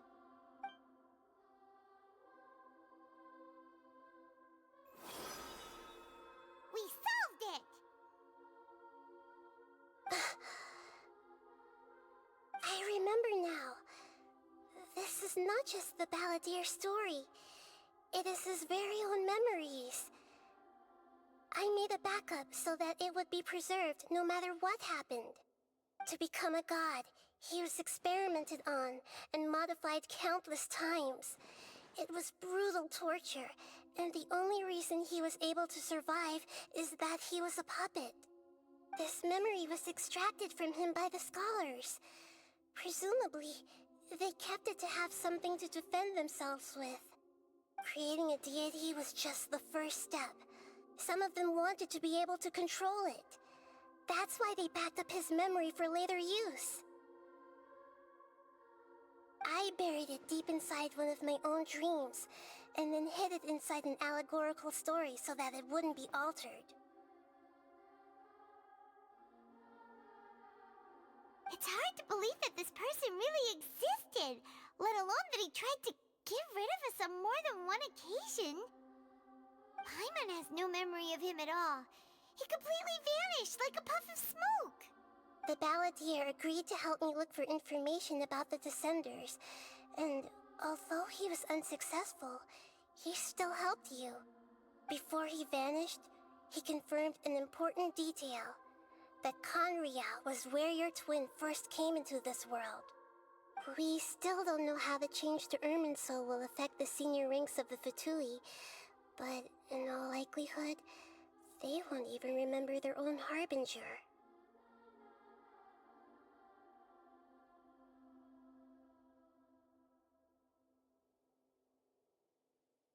It sounds like Paimon wouldn't like this guy a whole lot if he was still around. But still, Paimon doesn't like the way it all ended that much better. This is why wisdom alone cannot answer all our questions. We look, we see, and we comprehend, but the question still troubles us. So the answer is not everything. People yearn to find the truth and then conquer the troubles they face. When you give someone the truth, you give them a chance to choose their own destiny. To others looking on, this may seem like a pointless endeavor, but for him, the chance to act on his desire to disappear must have meant a lot. Never forget that even when we walk beneath dark clouds along a road filled with suffering, the light of wisdom is always there, guiding us toward a better destination. And that is what you have been doing all along. Yeah, Nahida's right. Cheer up! How about we go get something to eat? We can pick up this heavy conversation again later. Good idea. Paimon, why don't you take her out for a walk to clear her head? You got it! Come on, Traveler! You need to get out of your head for a while. You'll feel much better after taking a walk. Let's go get a snack from one of the stalls in the Grand Bazaar! That'll be sure to lift our spirits. It must be really tough being the only one who remembers all that. But Paimon's always here to help cheer you up.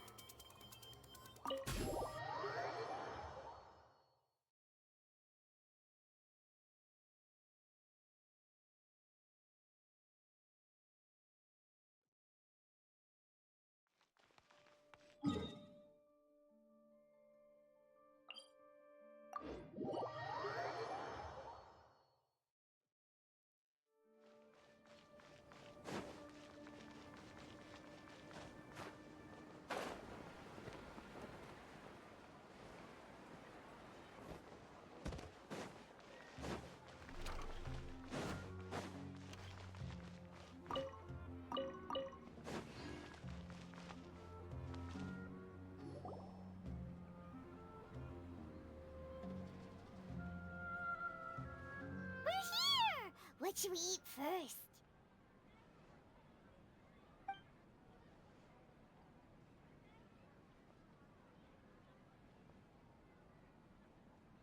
Hey, are you gonna answer or what?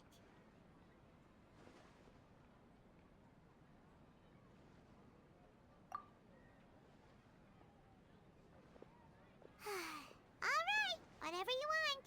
Well, Paimon will be right here when you figured stuff out. Then we can get something to eat.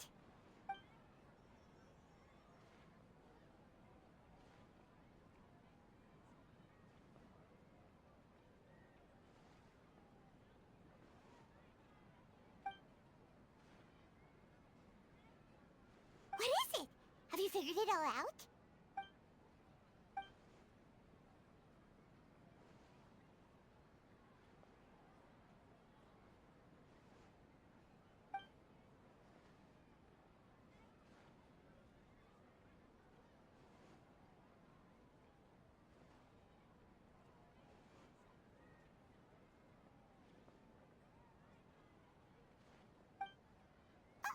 did you jump up all of a sudden?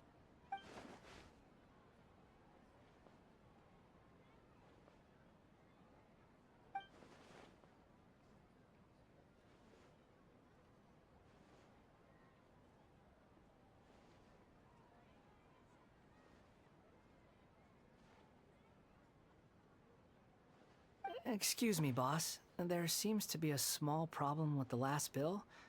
Look, here.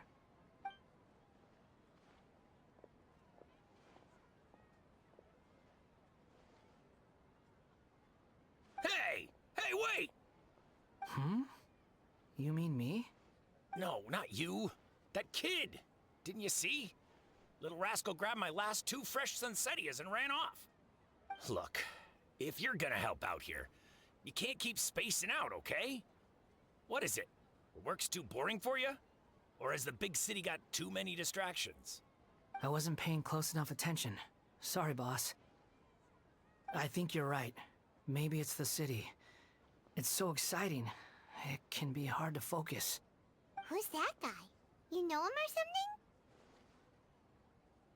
He's who? You're a strange one, kiddo. You say you don't want any money for helping out here, and then when I actually give you some work to do, you keep letting yourself get distracted. I don't want to take advantage, so I'm happy to pay you what I'd pay anyone else. But if you keep acting like this, pretty soon I won't be able to afford to. No, please. I mean it. You don't need to pay me anything. I'm just so thankful you agreed to take on an outsider like me. You're welcome, I guess. But I got bigger things to worry about. Look, we're all out of Sunsettias, and I promised the lady down the street I'd deliver a fruit bowl this evening. Leave it to me. I'll find some more. Just a moment. I'll be right back. Stop. I'm gonna level with you, kiddo. I've never met a worker who said they didn't want a wage before. And at first, I got greedy. Couldn't believe my luck. But I figured you'd start asking for something in return eventually. You don't want money. You don't take days off. And in your free time, all I see you do is wander around, taking in the sights. Are you a drifter or something? That's right, I am. We can talk more about that later. First, let me get those fruits you needed. Sunsettias, was it? I'll be right back. Hey, what do we do now? Okay, stay out of sight. Don't let him see you.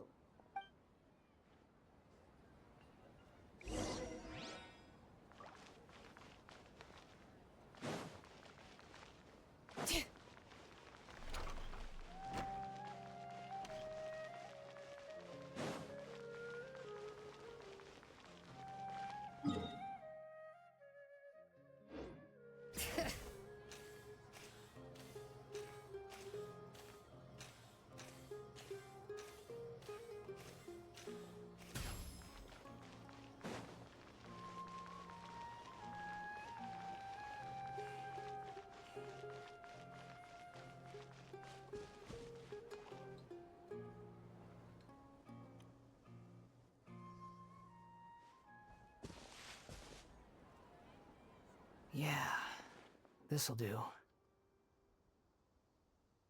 though you say he's the balladeer, what are we planning on doing? Stealing his Sunsettias? Isn't that a bit too cruel? Oh, all right. This should be enough. Guess I should wash them before I take them back.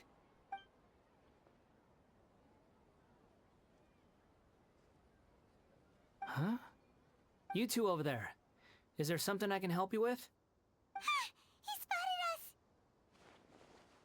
You've been following me all the way from the city. I'd have to be blind not to notice. Have we met before? No, we haven't met. But you know me? I have no recollection. Are you absolutely sure? Sorry, but I just can't take your word for it.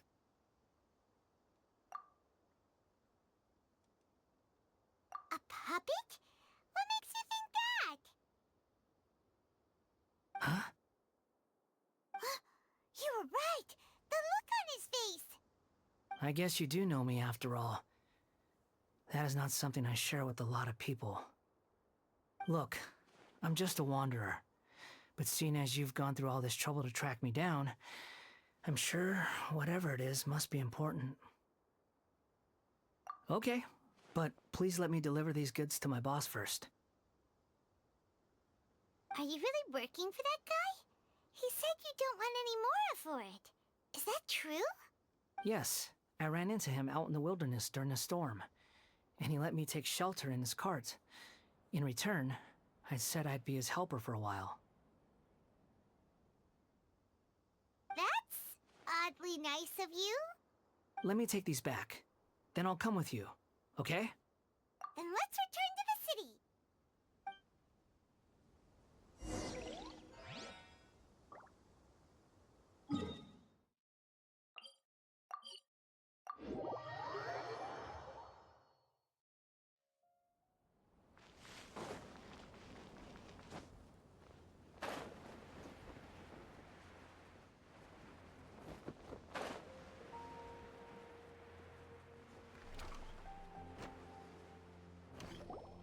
Here you go, boss. I'll leave them right here. Oh, you really went and picked some more. Who are these two? Something's come up, and they need to borrow me. Sorry, boss. I'm afraid I'll be away from the stall for a while. I was just about to pay you anyway. Go wherever you want, kid. Don't waste your time here. What? I get it, okay?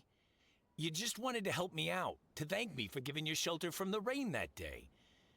Even then, I don't understand why you're so adamant that you don't want any pay for it. But look, it was pouring down, and there you were, sauntering along without a care in the world, like you had nowhere to be and didn't even care that it was raining. Imagine you were me for a second. It's a little weird, right? Why is this guy traveling during a rainstorm if he's not trying to get somewhere? And why is he taking a shortcut through the open country if he's not even in a hurry?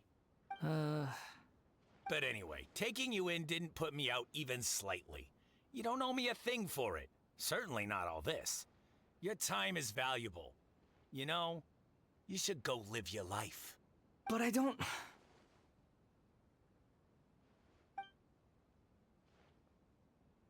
No, you're right. Then I suppose this is where we say goodbye.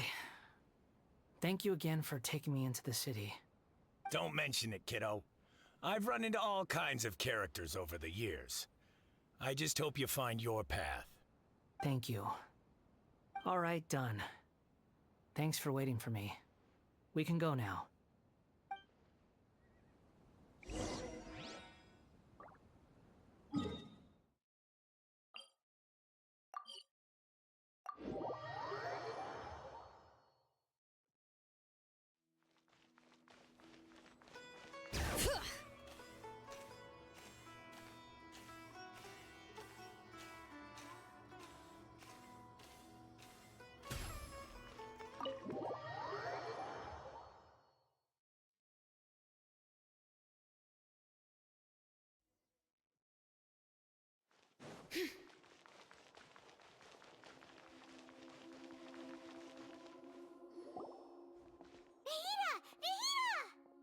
What's wrong?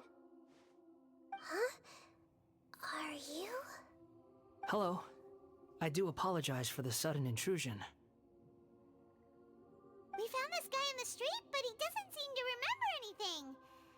So, yeah, quite an eventful walk.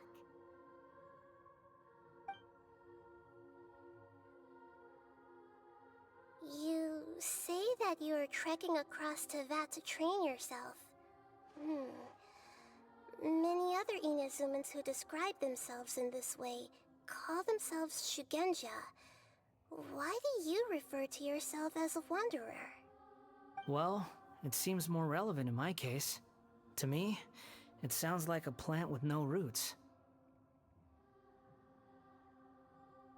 But these two claim that they know me, and that I have a hidden past unknown even to myself. I wouldn't call it the past, but rather... this is a difficult one to explain. I don't like to rely on using terms like this often, but in your case, it seems that it ought to be called, previous incarnation. Oh, like a past life or something? Yes, something far more distant than the past. So far away that you cannot perceive it. Okay, I have to ask. What was I like in my previous incarnation?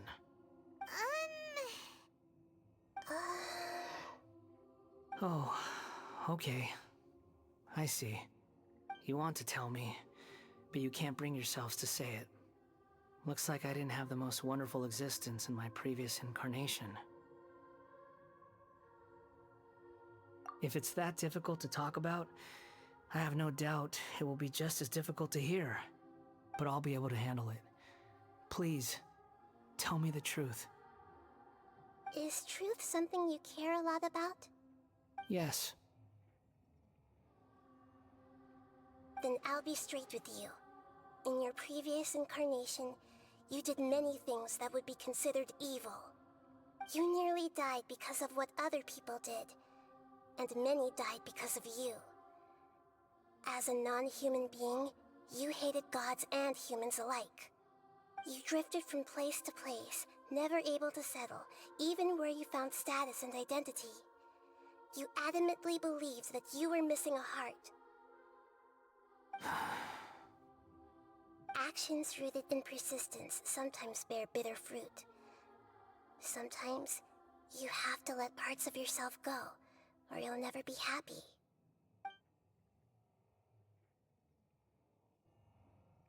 I gave everything I had, but it barely changed history at all. In terms of the outcome alone, that's true. I don't think I can judge everything I've heard purely in terms of right and wrong. Each choice a person makes belongs to a specific place and time, a chain of cause and effect, a cycle of karma and consequence. That is the nature of truth. If one thing is right, its opposite must be wrong. And yet, dichotomies like this are not enough to explain the world in all of its complexity. It seems like my previous incarnation wasn't the most likable individual. We're not trying to hurt your feelings or anything, but yeah, we weren't your biggest fans. If we were enemies, why are you trying to help me find the truth? This is so frustrating! This guy's supposed to be our arch enemy, but now he's just some random stranger we met on the street! He's got so much to answer for, but we can't make him talk because he doesn't remember anything. What a weird situation. Lesser Lord Kusanali, as the God of Wisdom, I trust that everything you told me must be true. Yes, it's all true. I can even show you the memories themselves, if you're willing. Please, I want to see them for myself. I want to experience my own transgressions. Even though it will cause your present self great mental anguish? I'm just a puppet, with no heart and no name. There is nothing in this world for me to cling to fill the void within me. Except maybe these sins that can never be undone. Very well. As you wish. Wait, shouldn't we go with him? This one's kind of on us for bringing him here. Don't worry. Whatever danger I might face, it's my burden to bear. Traveler, could I ask you to supervise him on my behalf?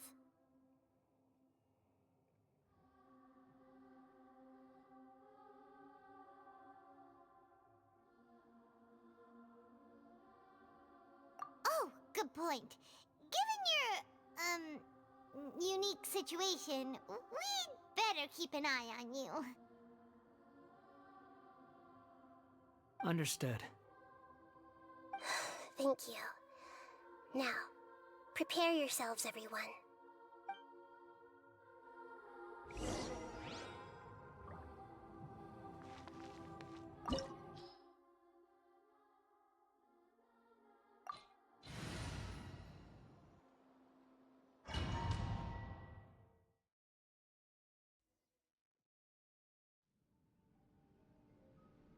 looks like Inazuma.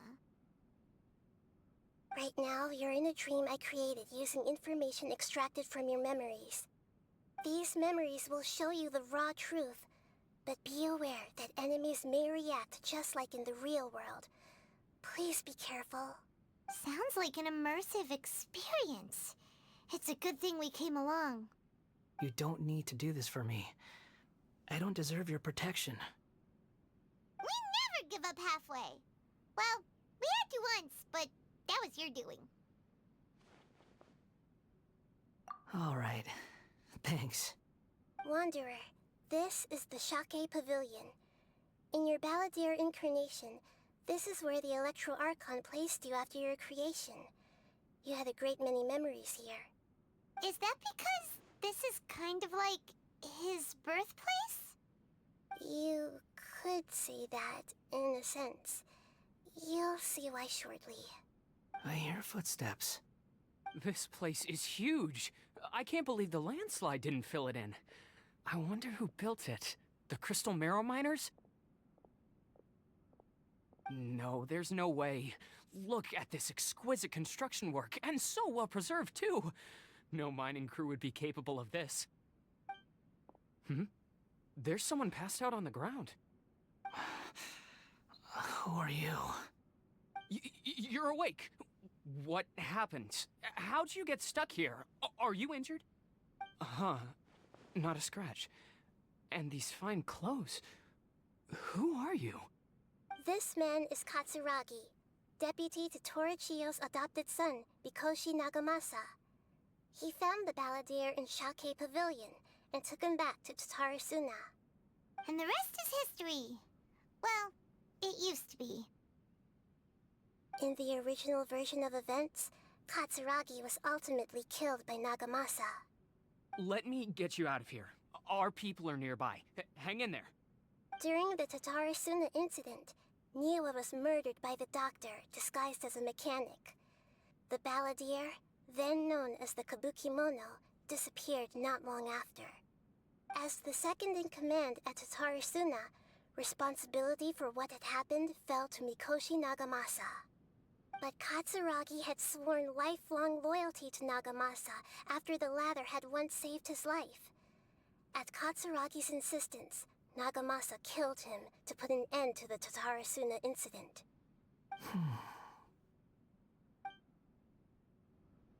Katsuragi seems like he was a good guy.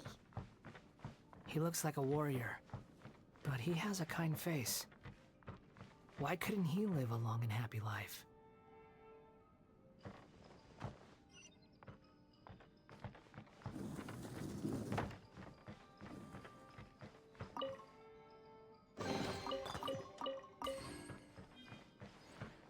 Nagamasa, I found this young guy in a cave sealed off by a landslide. He doesn't remember his name. Well, we need to call you something. I hear the workers are calling you the Kabukimono. That's fine with me. Katsuragi, report to Niwa. Tell him we have someone new joining us.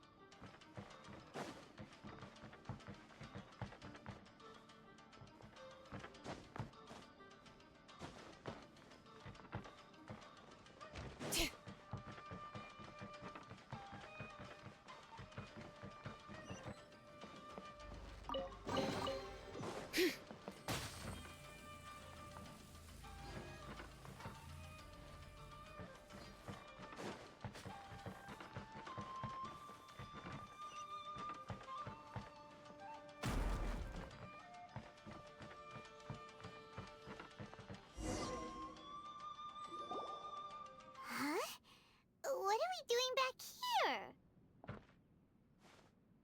Whoa, this is where you were born? It's pretty, but there's nobody here. I was abandoned, like you. I lived here for a while at first, but there's nothing for us here. We can't stay. Okay. I heard my mom and dad used to make swords, but the factory manager died, and then my dad got sick. He kept coughing all the time, just like me. Then Mom started coughing too. But you can't. You promised me. Yup, we're family now. We're gonna be together forever and ever. This child didn't have a name. Or rather, the balladeer didn't know what to call him. His father died before he could name him. After his mother died, the child stayed in their straw hut alone. Some of the neighbors helped to raise him. After leaving Tatarasuna, the balladeer ran into this child who didn't have a name, just like him. They made a promise to live together. What happened to the child then? He died from his illness while he was still very young. The balladeer came home one day and found that he had stopped breathing. Hey! What's wrong? Say something! You promised me we could be family! You're no different from Niwa and all the others. You betrayed me too.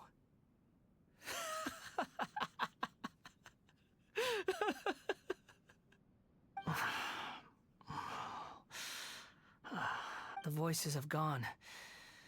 It looks like the memory ends here. Let's keep going.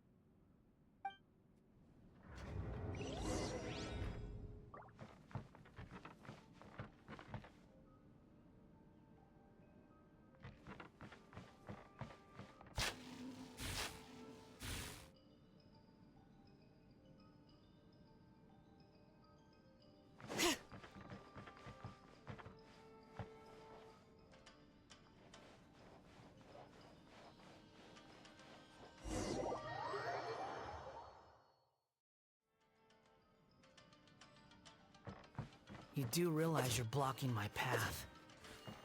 I come not to obstruct you. I've been waiting. What you are truly is a weapon. One that will be wielded with an iron will. Or you can continue to drift aimlessly. Are you trying to win me over? Long-fated rebellion has begun. Why not take your place at the banquet and join those who shall feast?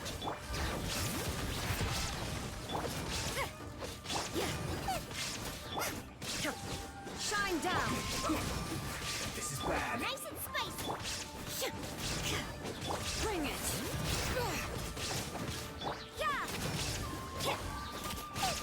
There is no escape!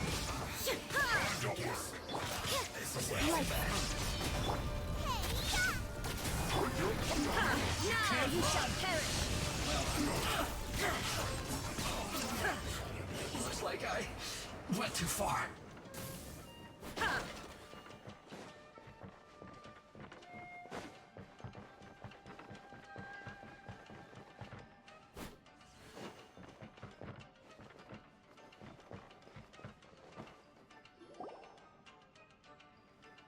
This place is dark. Paimon knows this place. It's the Delusion Factory in Inazuma. In the original version of events, the Traveler once encountered the balladeer here. Such a creepy atmosphere. And so familiar.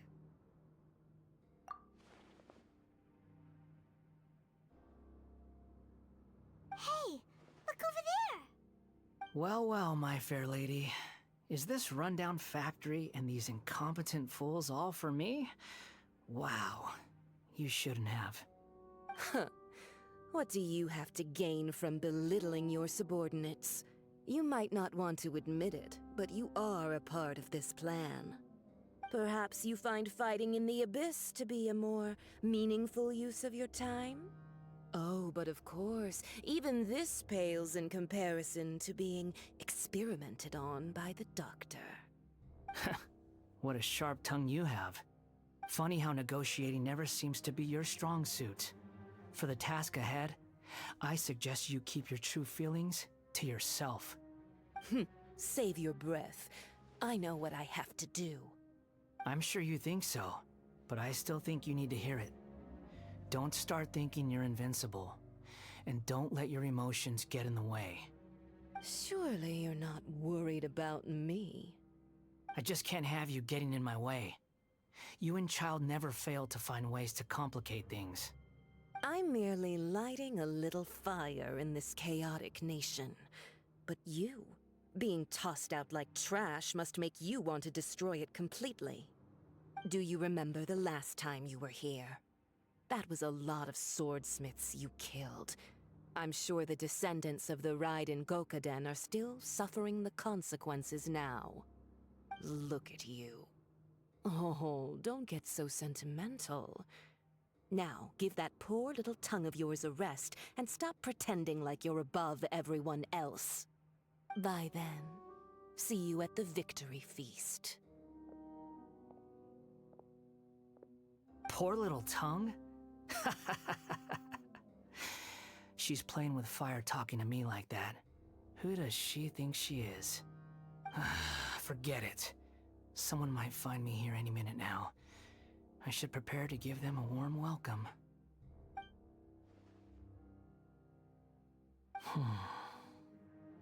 The plot does not end here. There is more of this story to come. Wanderer, are you able to continue? Yes. Please don't worry about me.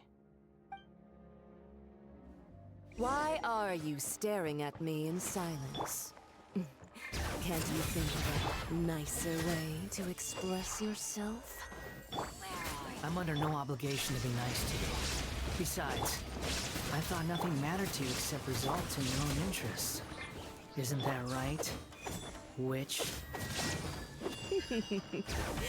Muddle-headed puppet.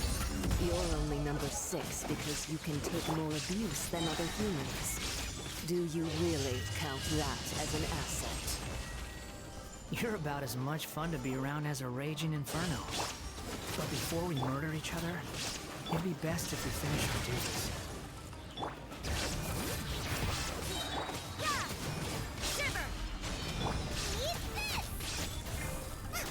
There is no escape! Ha! Judgment!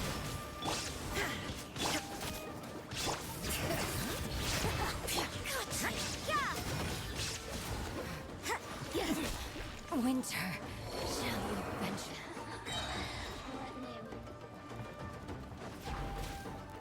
You can't run! Lights out. Nice place! Now you shall perish! Over here! So soon. Bring it!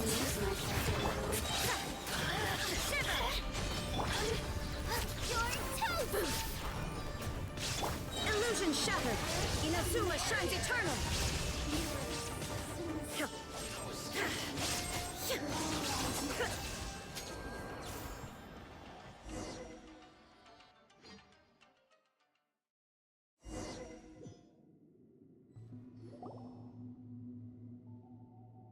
Looks like we've arrived in Sumeru.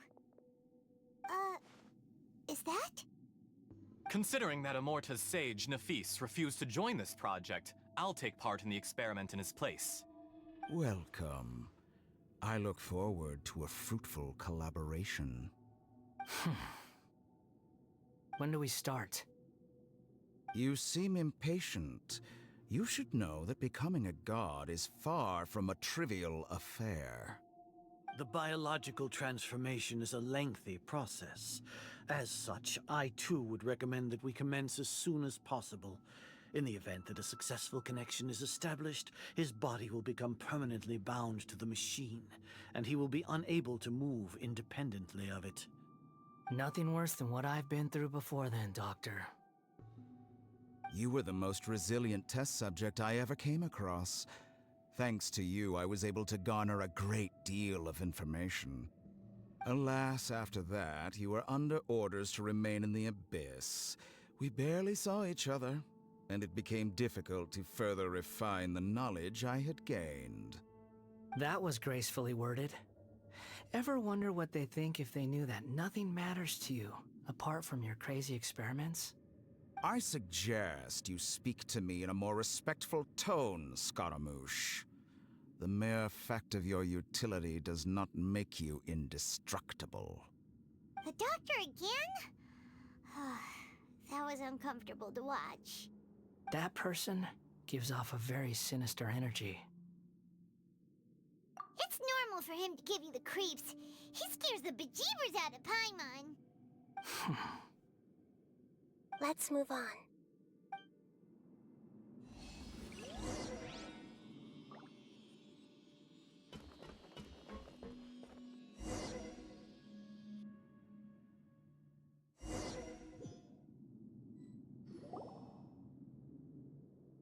You're a god. Do you think I'm evil? If you accept that he is you, just as you are you, then yes, you are evil. In your eyes, are there any differences between humans and puppets? Do you think there are any differences between your present self and your previous and future incarnations? If not, then what are the differences between humans and puppets? Whoever has tasted the joys and sorrows of life in the human realm is human.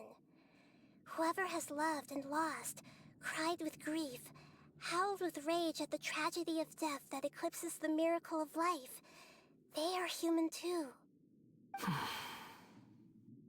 I've seen enough of my past. If possible, I'd like to reclaim the sins that are mine to bear. No matter the consequences, I won't run from blame or punishment. Whatever I am due, let it come to pass. Can you return my memories to me? Huh? But won't that mean you'll lose your current identity? I've always believed that human lives follow a set of rules, with each person being a collection of past experiences. As a puppet living in a human world, my life is subject to the same rules. Regaining your memories means reverting completely to your previous incarnation. All the emotions that you discarded will return to you. Are you sure you want to do this? I've lived with the void in my chest my whole life. My creator didn't need me. And ever since I awoke, I've just drifted from one place to the next. But then I met you. And I finally realized that reclaiming my missing sins might be my one opportunity to become my true self.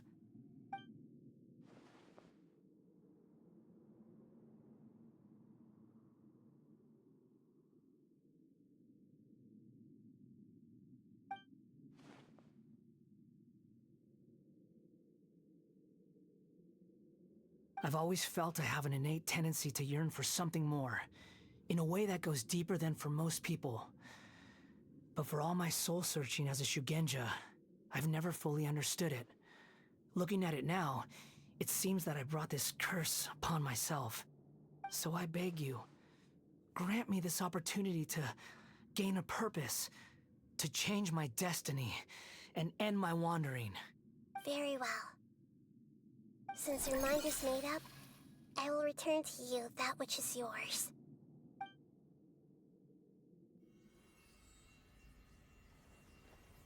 You have made your decision.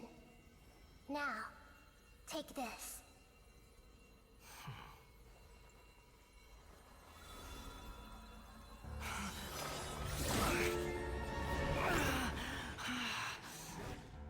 Set him free. A puppet? What's he doing here?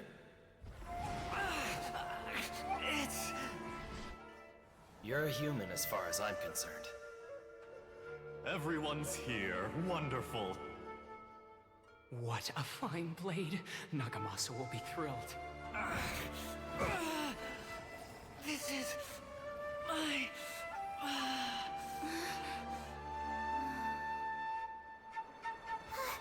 Is he alright?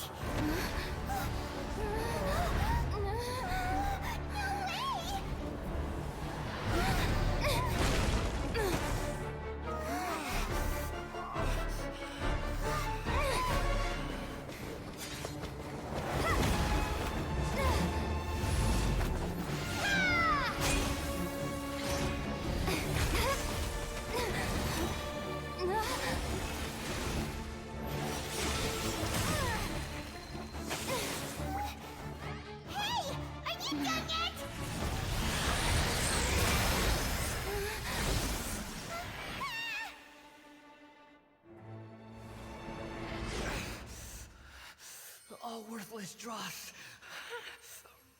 will be purged. That's why this won't be the end.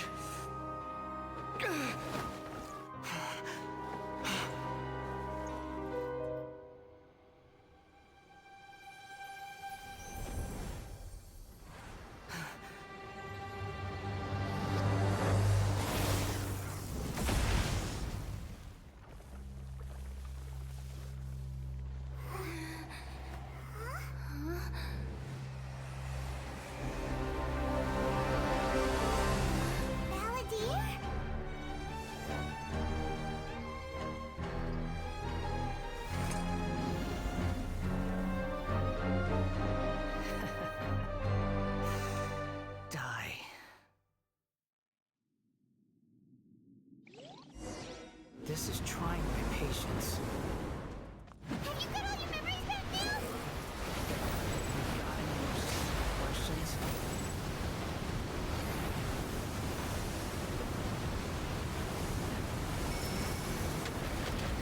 Behold! Perish!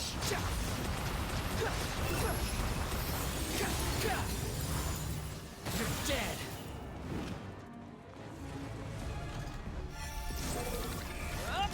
At my command, you shall fall! Nothing worth mentioning. Too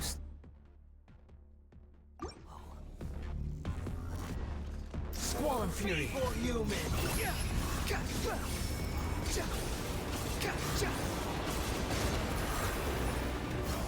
That's far enough! Behold!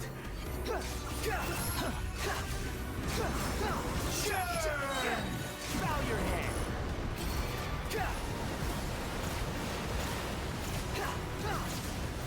Squall Fury! My endless cycle begins! The wind rises!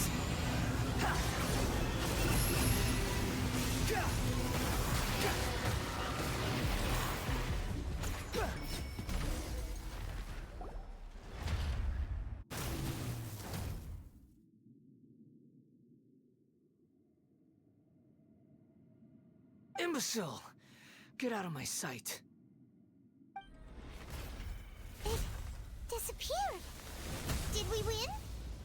What did you expect? I'd never lose to that. There's the tone of voice again. You're definitely back to your old self. Wait, but it was you inside that thing too. What have you got to be smug about? Sorry. I'm harsh on myself and everyone else. Just the way I am.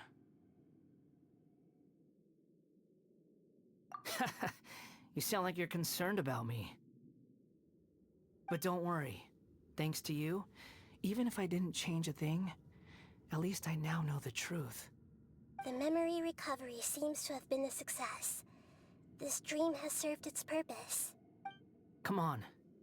Let's continue this outside.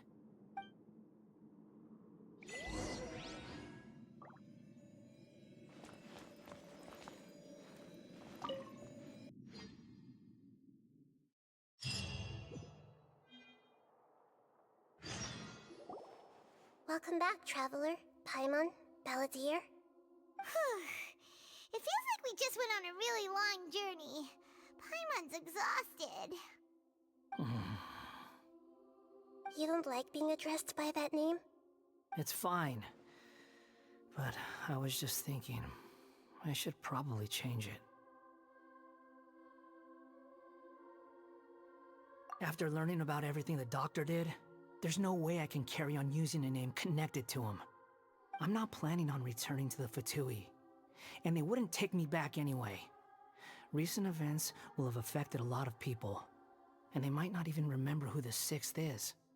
So, you're quitting the Fatui for good?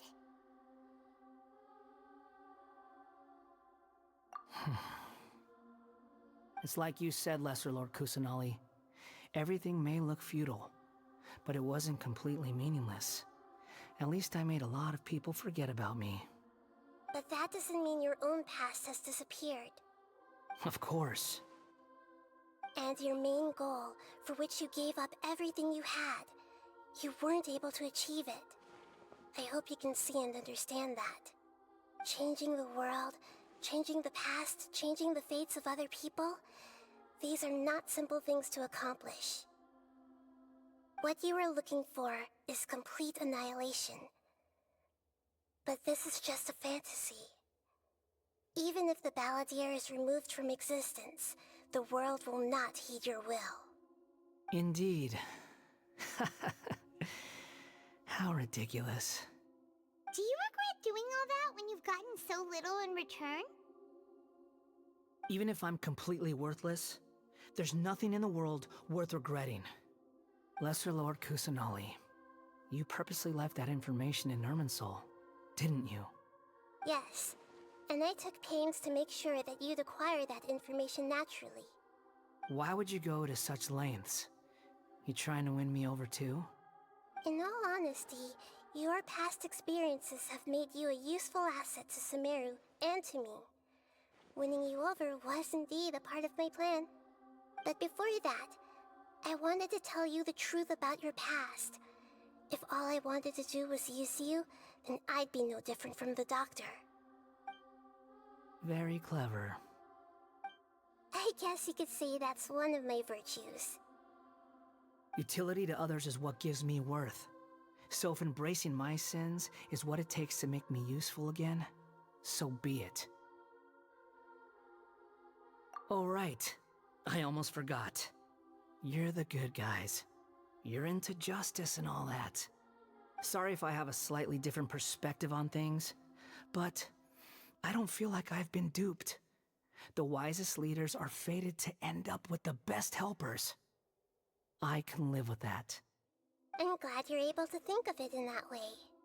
Traveler, in the future, I'll continue to search Irminsul more deeply and see what secrets can be uncovered, including the beginning of your twins' journey recorded in Irminsul. What exactly happened before and after that point? I want to know as well. I will try. Traveler.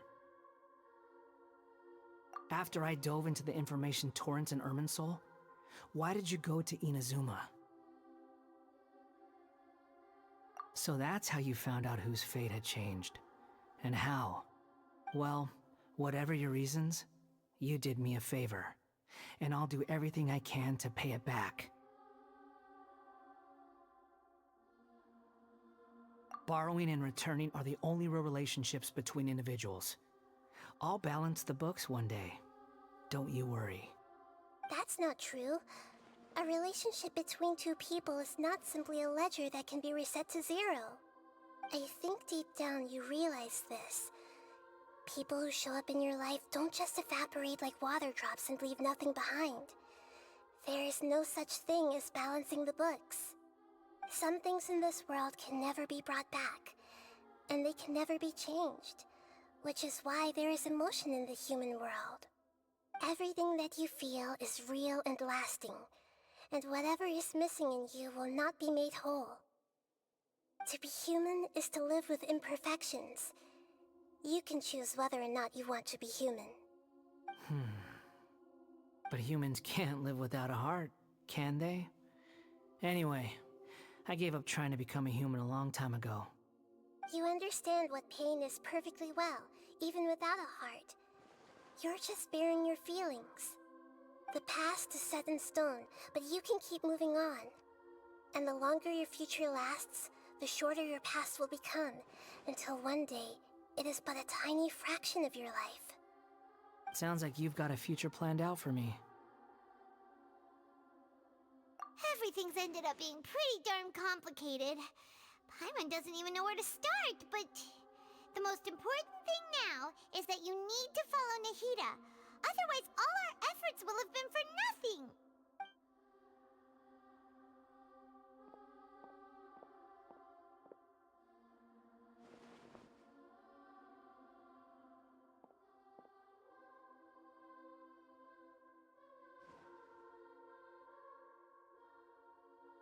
Then I guess I'll be helping you from behind the scenes from now on.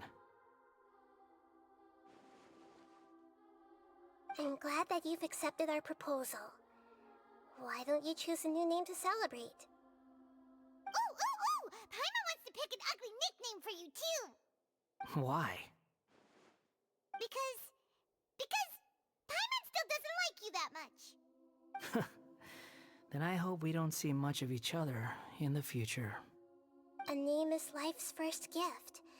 You didn't say it out loud, but I know that's what you're thinking. The Traveler and Paimon have helped you a lot. If you can't decide on a new name, maybe you can ask them for ideas. No, Paimon only does nicknames. If it's a serious name you're after, it's all yours.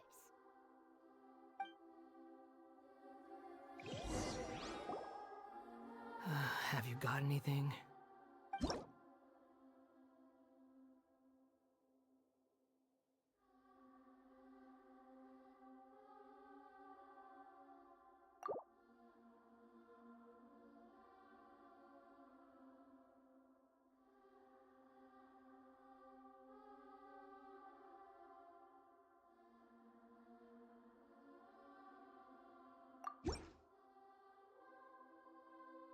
Are you sure? Oh, all right. If you say so. There. Now you have a name of your own. What about a nickname? Are you done yet? Still thinking. Stop rushing me! Take your time. I don't need to see you again until you've thought of one. Everyone who manipulated me and made me suffer will have to pay the price. You mean the Fatui? The doctor, at least. Now that your stance has changed, I believe your future path will change accordingly. But it won't be immediate. You still need some time to compose yourself. One more thing. There are still some descendants of the Raiden Gokuden living in Inazuma. Some of them know. Well, they ought to know about the connection between Raiden Gokuden and myself. I don't plan to leave Sumeru for the time being. If you see them in Inazuma, please tell them that I was the one responsible for the Raiden Gokuden's downfall. Even though the events have been erased from the world, they still deserve to know the truth. I see. That is up to you. Huh? But if we do that, then... It's fine. Let them stab their blades into my chest if they so desire. Maybe that's how it always should have been. No nonsense. I like it. Alright, let's call it a day. Goodbye, wise deity. And you too. He's gone. What he went through today would have been like living an entire lifetime in an instant. He'll need some time to calm down. Yeah, true. But even so, after everything that's happened, he doesn't seem quite as fierce anymore. So we can finally go eat? Paimon is starving. Thank you both. I hope you will find somewhere nice to go and relax for a while.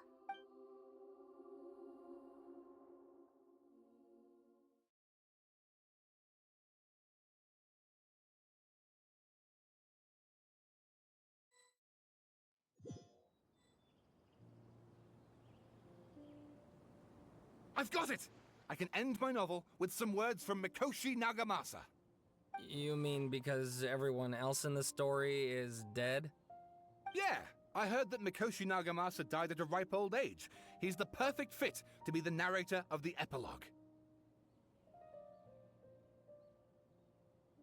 The dark clouds had dissipated, but they continued to cast their shadow in Mikoshi Nagamasa's mind for decades to come.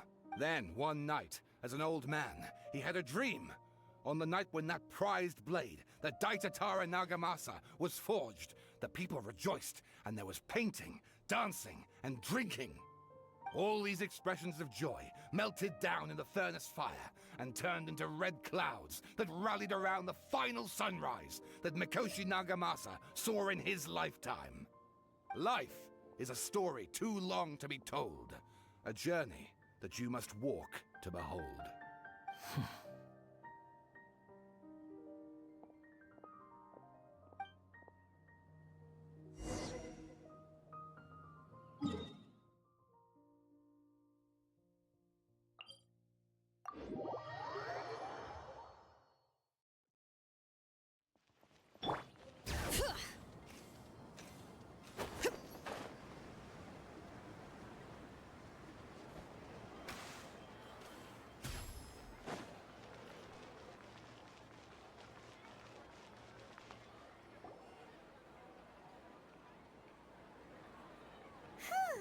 It's about time we had a break.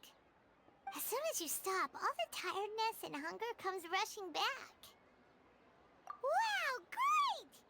Huh? Look at the vase. Did someone break it while they were cleaning the room or something? But Paimon doesn't remember there being a cleaner.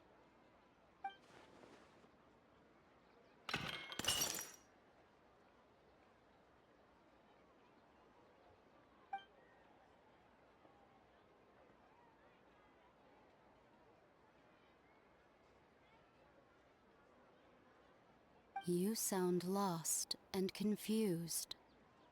I know why you are troubled. Any who knew of this would find their mind overwhelmed. Huh? Is there someone here talking to us? Unfortunately, the fate of Tevat cannot easily be changed. Perhaps a god may have a slim chance, but for anyone else, who can say?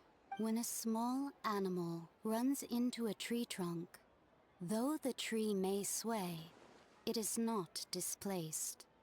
The same is true of fate, like a vase that falls to the ground. Whether it is broken by a cat or by a bird, the result is still a broken vase, is it not? Who are you? How do you know about all this? History does not change easily, but human hearts can. Believe your own eyes. Only that which you see is true. What is unseen is but an illusion. The voices disappeared. And who the heck was that? And what were they doing coming out of nowhere and saying all that scary stuff?